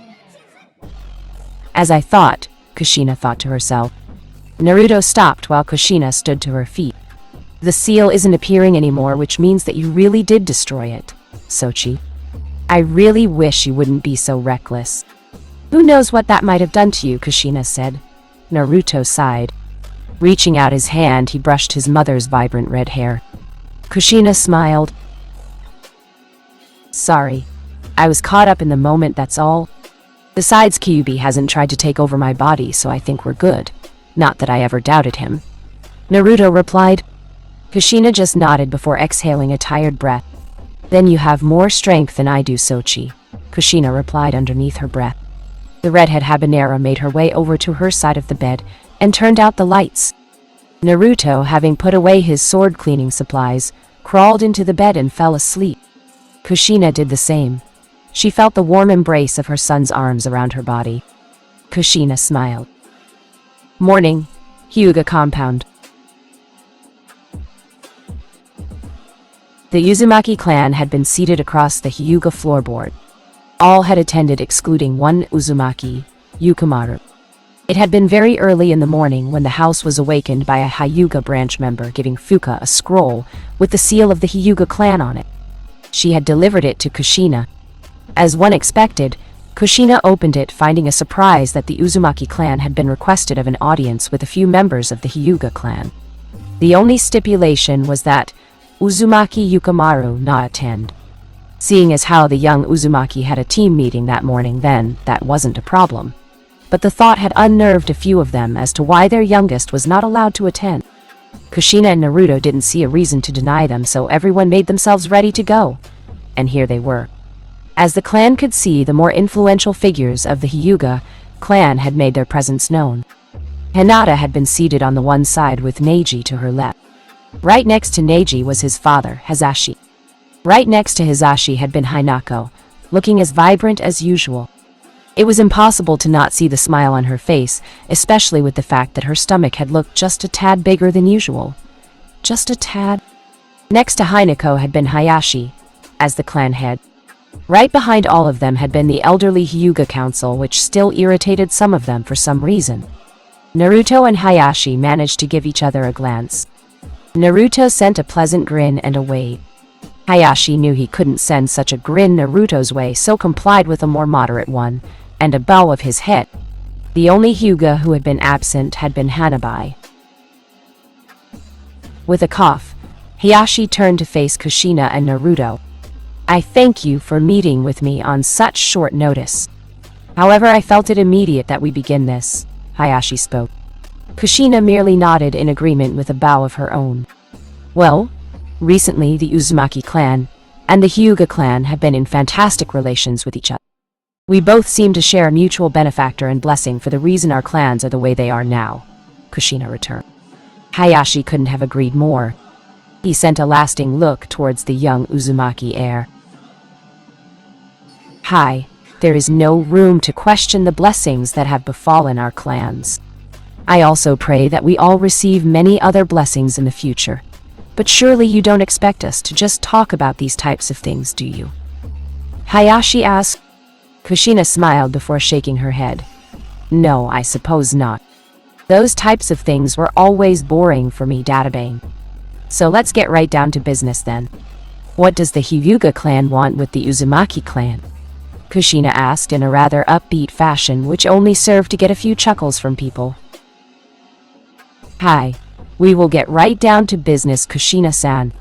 There are actually two things that I wish to discuss with you. First is that, among recent discoveries and some alone time with myself, I have found a very large error within the Hyuga clan, Hayashi replied with a sense of longing. Naruto raised his eyebrow to Hayashi's words. It sounded like it literally drained him to say those words. Naruto watched Hinako give a small smile, but she didn't say anything. Hayashi took a moment to collect himself. It is with this error that I also find myself responsible. It was my weakness. Ever since I became the clan head, I had found myself constantly thinking of any way that could benefit the Hyuga clan. Any way that could make it stronger, make it better, turn it into a great clan. This was my only thought process. I would do anything for the clan, even sacrificing my own brother, and even judging my oldest daughter for mistakes that I didn't even help her with. I will not hide it. I was not the best father, yet I believe I had the best intentions. In any case, I will take these experiences and make better judgment with the next Hyuga to grace our family, Hayashi announced. Guren and Fuka widened their eyes while Naruto blinked. Yuri gawked before Yura righted her sister. Kushina just seemed surprised at the radiant smile on Hanako's face. Tayuya and Risa merely remained silent, which was definitely odd for the mother-daughter duo. That being said, along with my new judgment, I have come to the decision that I do not want the newest Hyuga to come into this clan the way that it is now, Hayashi remarked. Neji and Hinata widened eyes. Hizashi seemed to be just as surprised, but he seemed to hide it better.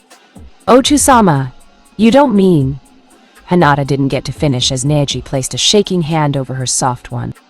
Hinata turned to Neji and saw him staring earnestly at Hayashi. Which is why I beseech the Uzumaki clan on behalf of our friendship as a clan. Please utilize your talents at F-Injutsu to erase the cage bird seal from the branch members. Hayashi pleaded with a sharp bow of his head. If Naruto had been surprised before then, he was absolutely floored now. Hayashi was willing to let go of a near-century tradition, a painful tradition, but a tradition nonetheless. Naruto couldn't help but smile widely. He looked over and noticed Hinata smiling brightly. Neji, he seemed to be quite shaken. His entire body was trembling. Hizashi? Naruto just couldn't read him, I see. Well, as a Uzumaki, I believe you can understand why I have harbored a hatred for that specific seal, Hayashi. F-Injutsu is never meant to be a harm towards family, only a benefit. The abuse I have seen a good number of the main branch inflict upon the branch family has been one of the more detestable things I have witnessed. However, I have learned that not everything can be seen from one perspective, and we must always remain open-minded, Kushina responded. Her hand graced over her son's. Naruto smirked, feeling the soft flesh of his mother. Hayashi did not miss the action, and neither did Hinako or Hizashi. What you say is true, Hayashi replied with a sincere smile. Kushina nodded before offering another wide smile.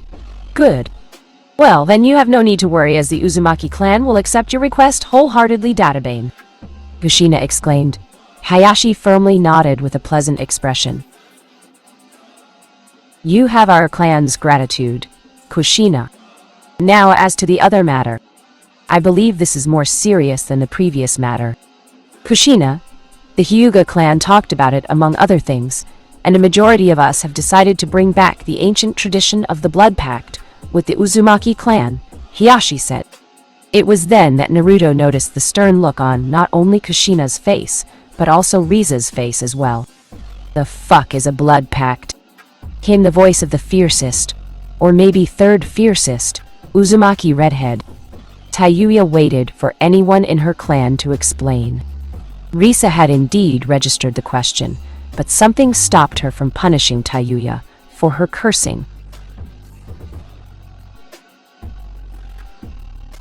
The Blood Pact, the complete and utter loyalty agreement between two clans.